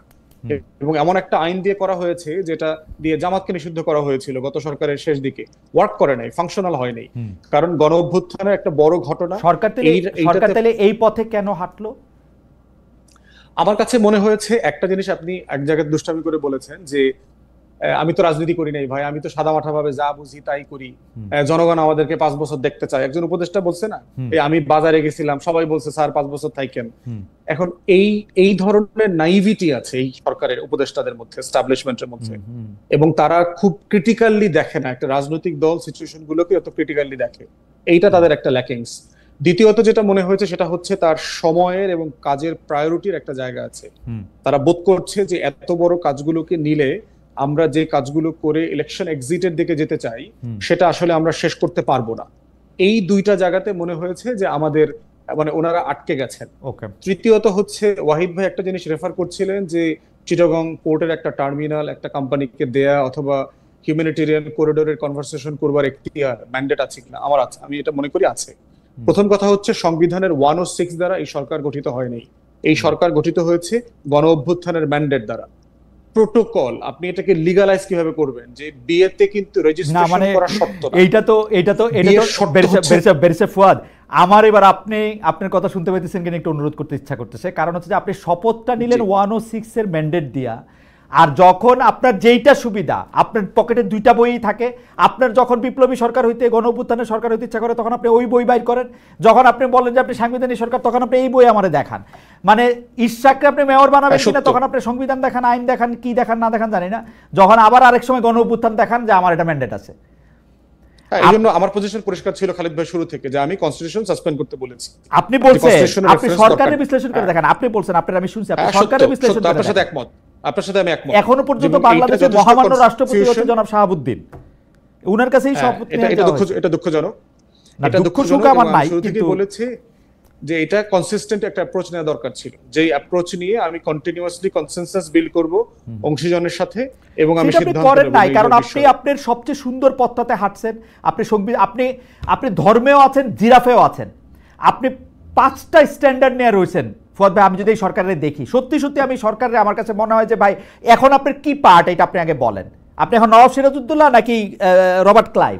আপনি তো এক এক সময় এক এক নাটকে এক একটা চরিত্র অভিনয় করতেছেন। না, এখন আসলে আমি তার রোলটা দেখি পাইলট আকারে। আচ্ছা, এখন সে ঝড়ের ভিতরে কিভাবে বিমান চালাবে, বিমানে যদি একটা চাকা কক্সবাজারে খুলে পড়ে যায় তাহলে কিভাবে ল্যান্ড করবে, বিমান যদি ঘূর্ণিঝড়ের কবলে পড়ে তাহলে কি হবে, বিমানটা যদি এয়ার ইন্ডিয়া হয়, বিমানটা যদি বাংলাদেশ বিমান অথবা ব্রিটিশ এয়ারওয়েজ হয়, বিমানটা যদি লাভজনক প্রতিষ্ঠান হয় অথবা আপনার লোকসানি প্রতিষ্ঠান হয়, এইরকম একটা অ্যাডহক বেসিসে এই বিমানটাকে চালাইতে হইতেছে। বাংলাদেশটা একটা অ্যাডহক বেসিসেই চলে, এটা সংবিধান দ্বারা কখনো চলে নাই। এটা নেতা নেত্রী, পরিবার, দল, এদের মর্জি খুশিতেই দেশটা চলছে। এই হাঁটতে খেলতে মর্জিতে দেশ চলছে, এই রিয়ালিটি এখানে আছে। তাই সিদ্ধান্ত নেওয়ার ম্যান্ডেটের প্রশ্ন যখন আসে, আমি বলছি যে গণ অভ্যুত্থানের ম্যান্ডেটও এই সরকারের আছে, 106 এর ম্যান্ডেটও এখানে আছে। 106 এর ডিসিশন পরিষ্কার বলে দেওয়া আছে, নির্বাহী কার্যক্রম রাষ্ট্র পরিচালনার ক্ষেত্রে বলে দেওয়া আছে। আমার কাছে মনে হয় যে 106 এর ম্যান্ডেট এনাফ, আমার যতটুক পার্ট, এটার জন্য গণ অভ্যুত্থান না টানলেও চলে। 106 এর ম্যান্ডেটেই সরকার যা যা কিছু করতে চায় সেটা মনে করতে পারে, সেটা অ্যাডহক বেসিসে করুক আর হুইমের ভিত্তিতে করুক। আমরা আজকের অনুষ্ঠানটা একটু আপনাদের অনুমতি নিয়ে একটু 10-12 মিনিট একটু বাড়াইতে চাই, সেই জন্য আমি বেশে ফুয়াদ, আমি আবার আপনার কাছে আসবো। আপনি হামিদ সাহেব সম্পর্কে আপনার বক্তব্য একটু ক্লিয়ার করে দেন। আচ্ছা, হামিদ সাহেবের ব্যাপারে একটা হচ্ছে যে আমি তাকে একটা অবৈধ সংসদের অবৈধ প্রেসিডেন্ট মনে করি, পলিটিক্যাল স্টেটমেন্ট, কিন্তু এর মানে এইটা না যে নাগরিক আকারে সে দেশের বাইরে যেতে পারবেন অথবা ঢুকতে পারবেন, যে কোনো ফর্মে যাওয়া আসার ব্যাপারে তার যদি কোনো নিষেধাজ্ঞা না থাকে তাকে তো আপনি এটা মানা করতে পারেন না। সে যদি ফৌজদারি অপরাধ করে থাকে তাকে আপনি জিজ্ঞাসাবাদ করবেন, তাকে পুলিশ কাস্টাডিতে নেবেন, তাকে বিচারের মুখোমুখি করবেন, কিন্তু যে সে বাংলাদেশের নাগরিক, তার দেশের বাইরে যাওয়া ফিরে আসার এখতিয়ারে তো আপনি হাত দিতে পারেন না। আচ্ছা বেরিসে ফুয়াদ, তাহলে আবার এটা শত্রুর প্রতি আমাকে ইনসাফ করতে হবে। রাইট, তো বেরিসে ফুয়াদ, এইটা আমার একটু বুঝায় কোন তো, তাহলে উনি যখন চলে গেছিল একটা তদন্ত কমিশন কেন হয়েছিল, উনি চলে গেছেন কেমনে? উনি কি তখন এটা দেখেন নাই যে তাকে গ্রেফতার করা সাসপেন্ড হইছে? হ্যাঁ, আমার কাছে মনে হচ্ছে যে পুলিশ সাসপেন্ড হইছে। এক মিনিট সত্য, আমার কাছে মনে হয়েছিল, কিন্তু উনি চলে যাওয়ার কারণে এয়ারপোর্টে দায়িত্বরত যারা ইমিগ্রেশন পুলিশ ছিল, হ্যাঁ, বোধহয় 3 জন বা 4 জন পুলিশকে সাসপেন্ড করা হয়েছে। হ্যাঁ, সেটা কেন হয়েছে বেরিসে ফুয়াদ একটু বলেন তো, মানে একটা তদন্ত কমিশন এখন থেকে কি বাইরে? আমার কাছে মনে হয়েছে যে উনি কি আসলে চলে গেছেন ট্রিটমেন্টের জন্য গেছেন, না উনি আসলে পালিয়ে গেছেন, এই ধোঁয়াশার মধ্য থেকে ওই কাজগুলো ওইখানে হয়েছে। এবং এটা আপনি কারেক্টলি পয়েন্ট আউট করেছেন। আমার কথা হইলো যে আমি জানি না উনি চলে গেছে, আমি জানি না আমি চলে গেছে না পালায় গেছে না ওইখানে থাইকা যাবে, আমি আর কিচ্ছু জানি না, কিন্তু উনি চইলা যাইতে পারলো কেমনে, এয়ারপোর্ট ক্রস করলো কেমনে? গল্পটা আসছে এরকম যে ডক্টর মোহাম্মদ ইউনূসের চোখে ধুলা দিয়ে সরকারের ভিতরে একটি সরকার, সম্ভবত সেনাবাহিনী, তাকে পার করে দিয়েছে, এবং এর জন্য একটি তদন্ত কমিশন হয়েছে, 3 জনের চাকরি চলে গেছে, 4 জনের বিরুদ্ধে অ্যাকশন নেওয়া হয়েছে। কেন ওই সময় পয়রা দেখেন না যে তার আসলে বিদেশ গমনে বাধা নাই? এই যে হাইপ, এখানে হাইপ আছে না, এর কোনো হাইপ নাই ভাই, আপনি সরাসরি বলেন একটা অযোগ্য, অসমর্থ এবং একটা খুবই মানে কি বলবো, একটা হুইম দিয়ে পরিচালিত একটা সরকার, পপুলিস্ট সিদ্ধান্ত ছাড়ার কিছু নিতে পারে না এবং ধমক দিলে ভয় পায় না। বিএনপি যদি চাইতো বেরিসে ফুয়াদ ডিসেম্বর মাসে ইলেকশন করাইতে পারতো, আরেকটা ধমক দিলে ডিসেম্বরেই করতো। ওয়েল আচ্ছা, এটা এটা লম্বা আলোচনার বিষয়, এই আলোচনা এখন দরকার নাই, যেহেতু দুই পক্ষ এখন আলোচনার টেবিলে আছে। তো আমার মনে হয় যে এটা আলোচনার ভিত্তিতে নির্বাচনের দিন তারিখ ঠিক করা যাবে। ওকে, আমি ব্যারিস্টার ফুয়াদ থেকে একটু, ব্যারিস্টার ফুয়াদ এই ব্যাপারে একটু আমাকে একটু সাহায্য করেন। আমি যে প্রশ্নটা এখন করতেছি, because there R some law terms, আপনি আমাকে লিগ্যাল টার্মস আপনি আমাকে কারেক্ট করেন ইফ আই এম রং। জনাব ওয়াহিদুজ্জামান, তারেক রহমান সাহেব দেশে আসতেছেন না কেন? আমরা নানা ধরনের বয়ান শুনতেছি বিএনপি থেকে, বিএনপি ওই ডক্টর ইউনূস সরকারের মতোই 100 রকম বয়ান দেয়, কিন্তু এইটার মধ্যে থেকে বয়ান দিচ্ছে যে দেশে তার বিরুদ্ধে কিছু মামলা টামলা আছে, আরেকবার বয়ান দিতেছে যে দেশে তার নিরাপত্তার ঝুঁকি আছে, আরেকবার শুনতেছি যে না তাও না, তিনি এখন আসলে ডক্টর ইউনূস ম্লান হয়ে যাবেন। তো এর কোনটা হইলে অসুবিধা জনাব তারেক রহমানের? আমি জীবনেও দেখি নাই উনারে আপিল আদালতে উনার কেসগুলিকে তুলে নেওয়া হয়েছে ইন অ্যাবসেন্সিয়া, যেখানে উনি পূর্বতন কোর্টের উপর অনাস্থা প্রকাশ করতেছেন বর্তমান কোর্টে হাজির না হইয়া। এটা হয়েছে জীবনে? আপনার তো এই কোর্টের উপর আস্থা নাই, আগের কোর্টের উপর আস্থা ছিল না, তো আপনার আস্থাটা কোথায়? এবং তারেক রহমান সাহেব কবে দেশে আসবেন, দেশে আসতেছেন না কেন আসলে, মানে এটা একটু বলবেন, মানে এটার কারণটা কি? ধন্যবাদ আপনাকে। আমি জানি না কি কি ধরনের ন্যারেটিভ আপনার সাথে বোধহয় আমার একদিন ব্যক্তিগতভাবে আলাপ হচ্ছিল, রাইট, সেখানে আমরা কিছু আলোচনা করেছিলাম। যাক, সেটা আমি আমি যেটা বুঝি সেটা হচ্ছে এখানে তিনটা ফ্যাক্টর মূলত কাজ করেছে। একটা হচ্ছে, প্রথম সবচেয়ে বড় ফ্যাক্টর ছিল হচ্ছে ওনার নিরাপত্তা। আচ্ছা, নিরাপত্তাটা একটু ব্যাখ্যা করবেন ওয়াহিদ ভাই? নিরাপত্তাটা একটু যদি ব্যাখ্যা করেন, তার নিরাপত্তার ঝুঁকিটা কার কাছ থেকে? আমি শুধু একটা দর্শকের মতামত পড়ে শোনাই। এম এস সোবান, উনি বলছেন, খালেদ ভাই আপনার কাছে একটা প্রশ্ন, আপনি দুই পক্ষেই কথা বলেন, আসলে সঠিক কোনটা আমরা কিভাবে বুঝবো, পারলে উত্তর দিবেন। আমি বুঝি না বলেই আমি দুই পক্ষে কথা বলি ভাই, প্রশ্ন যেগুলি আছে সেগুলি আমি করি, এগুলি একটা আমার প্রশ্ন না, আমার মতামত না। যাই হোক ওয়াহিদ ভাই, আপনি বলতেছিলেন নিরাপত্তার ঝুঁকিটা কোন জায়গায়, সেটা যদি একটু বলতেন তারেক সাহেব। প্রথম কথা হচ্ছে, আমি আমার উদাহরণ দিতে পারি। আপনি যখন একটা সিচুয়েশনের ভিতর দিয়ে যান, আপনার ফ্যামিলি যখন একটা সিচুয়েশনের ভিতর দিয়ে যায়, তখন তার কিছু ব্যক্তিগত নিরাপত্তা ঝুঁকি, যেটা আপনি মনে করবেন, যেমন আমি মনে করি, আমি সত্যি কথা বলতে কি, বাংলাদেশ থেকে যখন বের হয়ে যাই, আমি পালিয়ে যাই, মানে আমি এতটা ইনসিকিউর থাকতাম বাংলাদেশে, আমাকে ওই যে তুলে নেওয়ার চেষ্টা করছে বেশ কয়েকবার র্যাবের জিয়াউল হাসান, জিয়াউল হাসান র্যাবে ছিল। জি, তো শুনতে হাস্যকর শোনাবে আপনার যে মালয়েশিয়া যাওয়ার পরেও আমি এমনকি সিকিউরিটি গার্ড দেখলে আমার ভয় করতো, একটা ট্রমা হয়ে যায়। এটা এই প্রসেসগুলো, এই সিচুয়েশনগুলোর ভিতর দিয়ে যে গেছে, আপনি এটা তার এটা নিয়ে হাসি করা বা এটা আসলে অমানবিক বিষয়। না না না, এটা আমি অ্যাবসলিউটলি আপনার সাথে একমত, কিন্তু আমি এখন আপনাকে আমি ওনাদের বিষয়টা বলি, ট্রমার ব্যাপারটা আমি একমত। হ্যাঁ, দেশনেত্রী বেগম খালেদা জিয়া ওনার লাইফে অনেকগুলো ফেজের ভিতর দিয়ে গেছেন, খুব ভয়ঙ্কর ভয়ঙ্কর ফেজ। যেমন উনি যখন জনাব তারেক রহমানকে নিয়ে প্রেগনেন্ট, সেই সময় পাক ভারত যুদ্ধ শুরু হলে উনি বাংলাদেশে ওনাকে পাঠিয়ে দিলেন প্রেসিডেন্ট সাহেব, এবং উনি যুদ্ধে চলে গেলেন। উনি জানতেন না যে ফেরত আসবেন কিনা। এর 5 বছর পরে এই দুইটা বাচ্চা নিয়ে উনি আবার একই অবস্থা, মেজর সাহেব যুদ্ধে চলে গেলেন, প্রেসিডেন্ট সাহেব। কিন্তু ওয়াহিদ ভাই আমি আপনি আমারে ভুল বুঝেন না, আমি এই ব্যাপারগুলোর সাথে একমত। আমাকে একটু বলতে দেন, আমি আপনার এই ব্যাপারগুলোর সাথে জানি বলে আপনাকে বলতেছি, বলতে দেন আমাকে। জি জি বলেন। এবং উনি কিন্তু খুব ইনসিকিউর ফিল করতেন দুই ছেলেকে নিয়ে। এরশাদের আমলে তারেক রহমান সাহেব যখন ঢাকা বিশ্ববিদ্যালয়ে পড়েন, উনাকে একবার তুলে নিয়ে ওনাকে পিটানো হয়েছিল। আপনি বোধহয় ছবিগুলো দেখছেন, আপনার মনে থাকার কথা, আপনি এখন আর্কাইভে গেলে পাবেন। এবং উনাকে ধরে নিয়ে পিটাইছিল সম্ভবত গোয়েন্দা সংস্থার লোকজন। এবং তারপরে উনি ছেলেকে আর ইউনিভার্সিটিতে যেতেই দেন নাই, ঢাকা ইউনিভার্সিটিতে যেতেই দেন নাই ভয়ে। এখন এই যে একটা ট্রমা আছে, আপনার বেনিগনা একুইনোর একটা ঘটনা আছে ফিলিপাইনের, এইটা নিয়ে ওনার উপরে ওনার পরিবার থেকে একটা চাপ আছে যে তুমি সিকিউরিটি নিশ্চিত না করে কিন্তু দেশে যেও না। দ্বিতীয় বিষয় যেটা আছে, ওকে, সিকিউরিটি নিশ্চিত না করে দেশে যাওয়ার ব্যাপারে পরিবারের একটা, জি আপনি একটু দ্রুত যদি শেষ করেন তাহলে এটা একটা আপনার পয়েন্ট। দ্বিতীয় যে বিষয়টা আছে মামলার, হ্যাঁ মামলা, উনি দেশে না গেলে তো মামলাটা কিভাবে ফেস করবেন এটা আমার বলেন। এখন যে মামলা তো উঠে গেছে সব, না এখন যাবেন উনি, এখন যাবেন উনি, মামলা তো উঠে গেছে না। এটা পৃথিবীর যে আমি দুইটা জিনিস আপনাকে বলি, রাজনীতিবিদদের নিরাপত্তার ঝুঁকি জনাব একুইনোর কথা আপনি বলছেন, তারও আছে। আমি এখন যেই দেশে আছি সেই দেশেও আছে। জনাব ট্রাম্প গুলি খাইছেন কতক্ষণ আগে, আমি চাই। কিন্তু এই ঝুঁকি আছে বলেই তো সারা দেশের মানুষের মাথার মুকুট উনি কি খালি এখন প্রধানমন্ত্রীর আসনটাতে বসলেই বুঝবেন যে উনার আর ঝুঁকি নাই? বিষয়টা ওই যে আপনাকে আগেই বলেছি যে এটা আপনি আমি বুঝবো না, এই সিচুয়েশন গুলোর ভিতর দিয়ে যারা গেছে, যাদের পরিবার গেছে, তারা বুঝবেন। ওকে।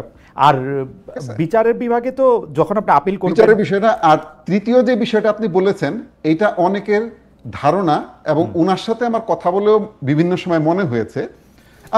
আমি ব্যক্তিগত গতকালকের একটা ব্যক্তিগত বলি, ওনার সাথে বিভিন্ন দেশের গুরুত্বপূর্ণ ব্যক্তিরা সাক্ষাৎ করছেন, অতীতেও করেছেন। উনি এগুলো ছবি কখনোই সোশ্যাল মিডিয়ায় দিতে দেন না, এবং আমার হাতে যখন কখনো চলে আসলে উনি পার্সোনালি গতকালে ফোন করছেন উনি যে আপনি এটা কিন্তু এখন দিয়েন না, কারণ হচ্ছে যে আমার ডক্টর সাহেবের সাথে আমার যেহেতু মিটিং আছে, এই মুহূর্তে এটা দিলে ফোকাসটা এইদিকে চলে আসবে, এটা একটা ইমব্যালেন্স তৈরি করবে। উনি প্রত্যেকটা মানুষের তার নিজের মতো, আপনি সব গ্রামার দিয়ে সবকিছু সেট করতে পারবেন না। উনি হয়তো চান যে, আমার যেটা মনে হয়েছে যে এখন যদি যান, এই যে কথাটা অভিযোগটা আপনারা করলেন, হাসাহাসি করলাম আমরা, যে আমার কাছে তদবির করবে, তার মানে মানুষ বুঝতে পারছে বিএনপি পাওয়ারে চলে আসবে, বিএনপি সবাই তার পক্ষে। এখন হলো বাড়তি একটু প্লেন ভাড়া খরচ হইতেছে ওয়াহিদ ভাই, মানুষ লন্ডন গিয়ে ওনার কাছে তদবির করে আসতেছে। শফিক সাহেব গেছে, সবাই যে ইউনূস সাহেব গেছে, দেখা পায় না, শফিক সাহেব গেছে, না এই যে শফিক সাহেব ইউনূস সাহেব পায় না না না না না না, আমি অনেক এই বিষয়গুলো আমি সাক্ষী। আচ্ছা, তাহলে আপনার কাছে করে যে উনি বলেন যে আপনি এখানে আসছেন কেন, প্লেন ভাড়া দিয়ে আসছেন কেন, ঠিক আছে, আপনি গুলশান অফিসে যে আমার সাথে স্কাইপে বসেন নাই কেন, এত খরচ করছেন কেন, এবং দেখাও করেন না। ওকে, আমার আচ্ছা ঠিক আছে, দেখা যায় জুমার নামাজ পড়তে যায় ওনার সাথে একটা ছবি তুলে আসে। হ্যাঁ, বুঝতে পারছেন? এইটা আপনি ঠিক বলছেন যে যাচ্ছে, কিন্তু যে ওনার দেখা পাচ্ছে এটাও সঠিক না। আচ্ছা ঠিক আছে, আমরা আপনাকে ধন্যবাদ জানাই জনাব একে ওয়াহিদুজ্জামান। আমরা একদম শেষ পর্যায়ে চলে আসছি। আমার শেষ প্রশ্ন ব্যারিস্টার ফুয়াদের কাছে, সেটি একটি হলো, আপনি জুলাই হত্যাকাণ্ডের বিচার প্রক্রিয়া নিয়ে আপনি আমাদের অনুষ্ঠানে বলতেছিলেন, কিন্তু সম্প্রতি আপনি বলেছেন যে বিচারে যে ন্যূনতম গ্রহণযোগ্য মান, সে ব্যাপারে কোনো প্রকার আপোষ করা যাবে না। আপনি নিজের ইউটিউব চ্যানেলে, যেটাতে আপনি পডকাস্ট করতেছেন সেখানে আবার বলছেন যে আদালত পাড়ায় নতুন চেহারায় মাস্তানি শুরু হয়েছে, মামলাতে নিজের মতো করে রায় দেওয়ার জন্য বিচারপতি ও বিপক্ষের আইনজীবীদের হেনস্থা করার সকল অপচেষ্টা চলমান। আপনার অভিযোগ মতো অপচেষ্টা যদি সফল হয় তাহলে ন্যায় বিচার হবে, এমন আস্থা কি রাখা যায়? আসলে এই প্রশ্নটা উঠতেছে আন্তর্জাতিক অপরাধ ট্রাইব্যুনাল গঠনের পর যারা রাষ্ট্রপক্ষের আইনজীবী হিসেবে যারা নিয়োগ পেয়েছেন, তারা প্রায় সবাই আগের আমলে ছিলেন আসামি পক্ষের আইনজীবী।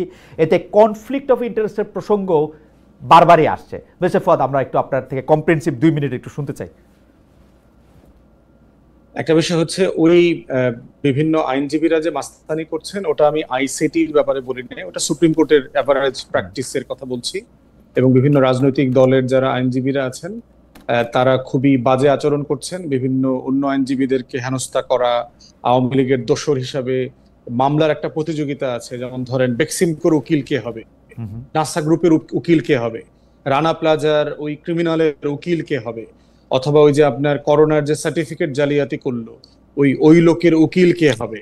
এগুলো নিয়ে আপনার বেশ মানে মনস্তাত্ত্বিক যুদ্ধ চলতেছে, এবং ভিতরে প্রচন্ড টাকা পয়সা হিসাব নিকাশ, মাস্তানি, এবং বিচারকদেরকে গিয়ে করা। যেহেতু আপনি জানেন যে অধিকাংশ বিচারপতি আওয়ামী লীগের সময়কার মনোনীত, তারা প্রচন্ড একটা মানসিক কষ্টের মধ্যে আছে, তারা কোন দিকে যাবে না যাবে। তো তাদেরকে ওই মনস্তাত্ত্বিক দুর্বলতাটার একটা সুযোগ নিয়ে হুমকি দিয়ে বিচার প্রক্রিয়াকে তাড়িত করবার চেষ্টা করা হয়। এবং মাঝখানে একজনকে দেখলাম, একজন সিনিয়র আইনজীবীকে একদল আইনজীবীরা মিলে কোর্টে হেরে যাওয়ার পরে ঘুষি পর্যন্ত দেওয়ার চেষ্টা করা হয়েছে, এবং এটা ভিডিও দেখলাম। এগুলো তো খুব দুঃখজনক। গণ অভ্যুত্থানের পরের যদি এই খাইসলত গুলো আমাদের না বদলায়, তাহলে ঠিক মজলুমের জালেম হয়ে ওঠার যে ইতিহাস আমরা জানি, এবং একই প্রসেসে তার যে পতন হয়, সেই প্রক্রিয়ার মধ্য দিয়ে যাবার আশঙ্কা আমি করছি। আইসিটির ব্যাপারে যেটা বলেছেন, সেখানে ব্যাপারে আমি কথাটা পাবলিকলি বারবার বলি, ওনাদের সাথে দেখা হইলেও বলি যে আপনাদের বিচার করবেন, এটা ফাইন, কিন্তু মানের ব্যাপারে কখনো যেন কম্প্রোমাইজ করবার সুযোগ না আসে। কারণ মনুষ্যত্ব সেখানেই প্রমাণিত হয় যে আপনার শত্রুর সাথে আপনি কতটুকু ইনসাফ করতে পারেন, ওটাই হলো মনুষ্যত্বের স্ট্যান্ডার্ড। হাসিনাকে আমরা সবাই অপছন্দ করি, কিন্তু পলিটিক্যালি তাকে আমি ঘৃণা করি, কিন্তু বিচারের ব্যাপারে তার ব্যাপারে শতভাগ ইনসাফ করতে হবে, এই কথাটা আমরা সব জায়গায় দেখতে চাই, আমলে দেখতে চাই। ওকে, তো আইনজীবীরা যারা যে ফর্মে প্র্যাকটিস করছেন তারা যেন সব জায়গাতে এই জায়গাটা মেনে চলে। একটা পলিটিক্যাল প্রশ্ন, শেষ পলিটিক্যাল প্রশ্ন আপনাকে আর ওয়াহিদ ভাইকে আমি একটা শেষ পলিটিক্যাল প্রশ্ন করব জানার জন্য, যদি জানতে পারি। সেটা হচ্ছে যে জাতীয় নির্বাচনের দিকে এখন দেশ চলে যাচ্ছে, বিএনপির সঙ্গে আপনারা যুগপৎ আন্দোলনে ছিলেন, হাসিনা বিরোধী আন্দোলনেও আপনারা আসলে রাজপথে ছিলেন। আপনাদের দলের জোট বা বাংলাদেশের রাজনৈতিক জোটগুলি আসলে এখন কীরকম হতে পারে, এনসিপি কি হতে পারে, সেটা যদি 1 মিনিট এরকম বলেন যে মানে রাজনৈতিক জোটের চেহারাটা কীরকম হবে। আপনারা তো আর মানে এবি পার্টি হিস্টোরিকভাবে যেহেতু জামাত ইসলামী থেকে বেরিয়ে এসছে, তারা তো আর জামাত ইসলামের সাথে জোট করতে পারবে না। মানে বিষয়টা কি হবে যদি একটু বলতেন চেহারাটা। আমি বলবো, হ্যাঁ আপনি 1 মিনিট বলেন, আমি ওয়াহিদ ভাইকে দিয়ে শেষ করব। শিক্ষক, একটা বিষয় হচ্ছে যে মোটা দাগে দলের সাইজ যদি দেখেন, আমি নিজেও গত 5 দিন আমার গ্রামে ক্যাম্পেইন করে আসলাম। বিএনপির সাইজ এবং বিএনপি কে পলিটিক্যালি ইলেকশনে চ্যালেঞ্জ করবার মতো দল কিন্তু এরপরে 10 পর্যন্ত আমি কাউকে দেখি না। বিএনপি ছাড়া বাকি সবগুলো দলও যদি একসাথে নির্বাচন করে, সেক্ষেত্রে 100 আসনে বিএনপি কে চ্যালেঞ্জ করাটাও অনেক মুশকিল হয়ে যাবে বলে বোধ করছি চলমান বাস্তবতায়। 6 মাস পরে বাস্তবতা কি হবে সেটা তো আমরা এখনো বুঝতে পারছি না। তো সেখানে ধরে নেওয়া হচ্ছে মোটা দাগে বিএনপি সরকার গঠন করবে। আমার কাছে প্রশ্ন ওইটা না যে বিএনপি সরকার গঠন করছে, আমার কাছে মোটা দাগে প্রশ্ন হচ্ছে বিএনপি কে পার্লামেন্টে এবং রাস্তায় প্রতিদিন ক্রিটিক কিভাবে করা হবে গণতান্ত্রিক পদ্ধতিতে। তাকে তো চেক অ্যান্ড ব্যালেন্সের মধ্যে রাখতে হবে, জবাবদিহিতার মধ্যে রাখতে হবে। বিএনপি যেভাবে জাতীয় ঐক্যমতের সরকার করবার প্রস্তাব দিচ্ছে এবং প্রচুর ছোট ছোট দলগুলো সব, অসুবিধা কি? বিএনপি শেখ হাসিনার মতো একটা দল করবে, সরকার করবে, একটা হাসি খুশি বিরোধী দল। এটা তো ধরেন আমরা একটা হাসি খুশি বিরোধী দল, আমরা তো ওইটা দেশের জন্য তো ক্ষতিকর খালিদ ভাই। দিন শেষে আমরা যারা কিন্তু বিএনপি আর কি করবে? বিএনপি তার কিছু করার নাই। আপনি যেটা বললেন সেটার সাথে আমি সম্পূর্ণ একমত।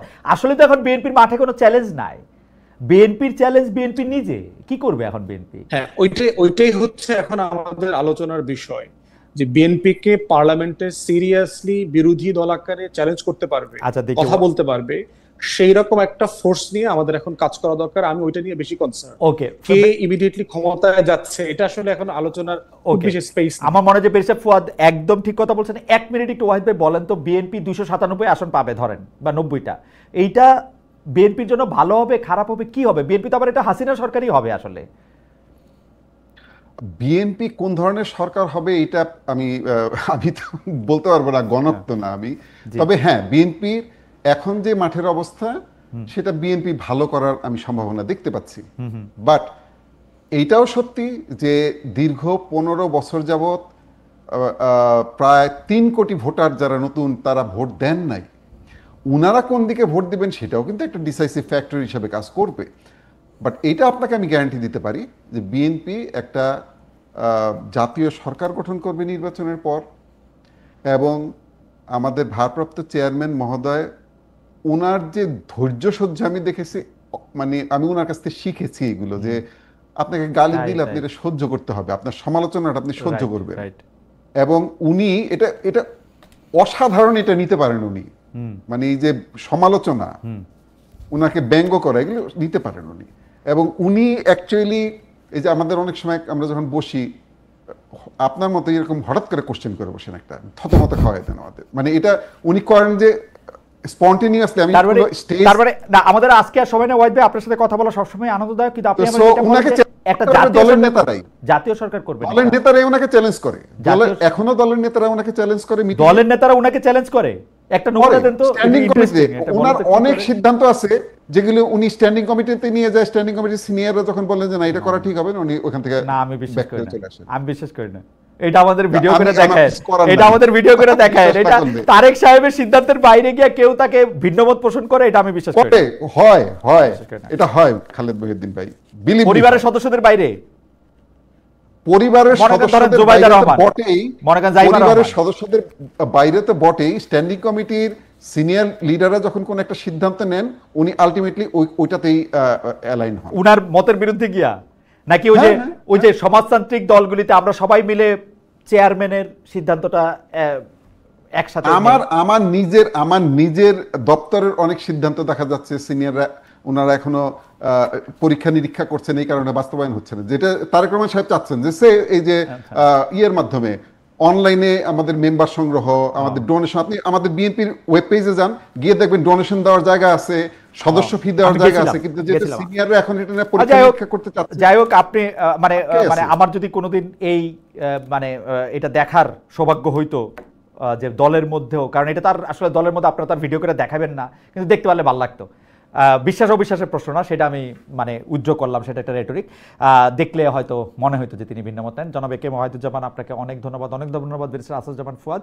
অনেকগুলি বিষয় নিয়ে আপনারা মতামত দিয়েছেন, অনেক দর্শক আমাদের সাথে সংযুক্ত ছিলেন, আমরা অনেক বিষয়ে অনেক প্রশ্ন করেছি। এক দর্শকের প্রশ্নটি দিয়ে আবার আমি শেষ করি যে দুই পক্ষেই তো আপনি প্রশ্ন করেন, আমরা সঠিক বুঝবো কেমন? সঠিক বোঝার আসলে আমাদের কোনো কায়দা না, এটা সময়ই ঠিক করে দিবে কোনটা আসলে মানুষের জন্য কল্যাণকর, কোনটা কি। তবে আমরা সর্বোচ্চ ভালোটাই আশা করতে পারি। আপনাদের অনেক অনেক ধন্যবাদ।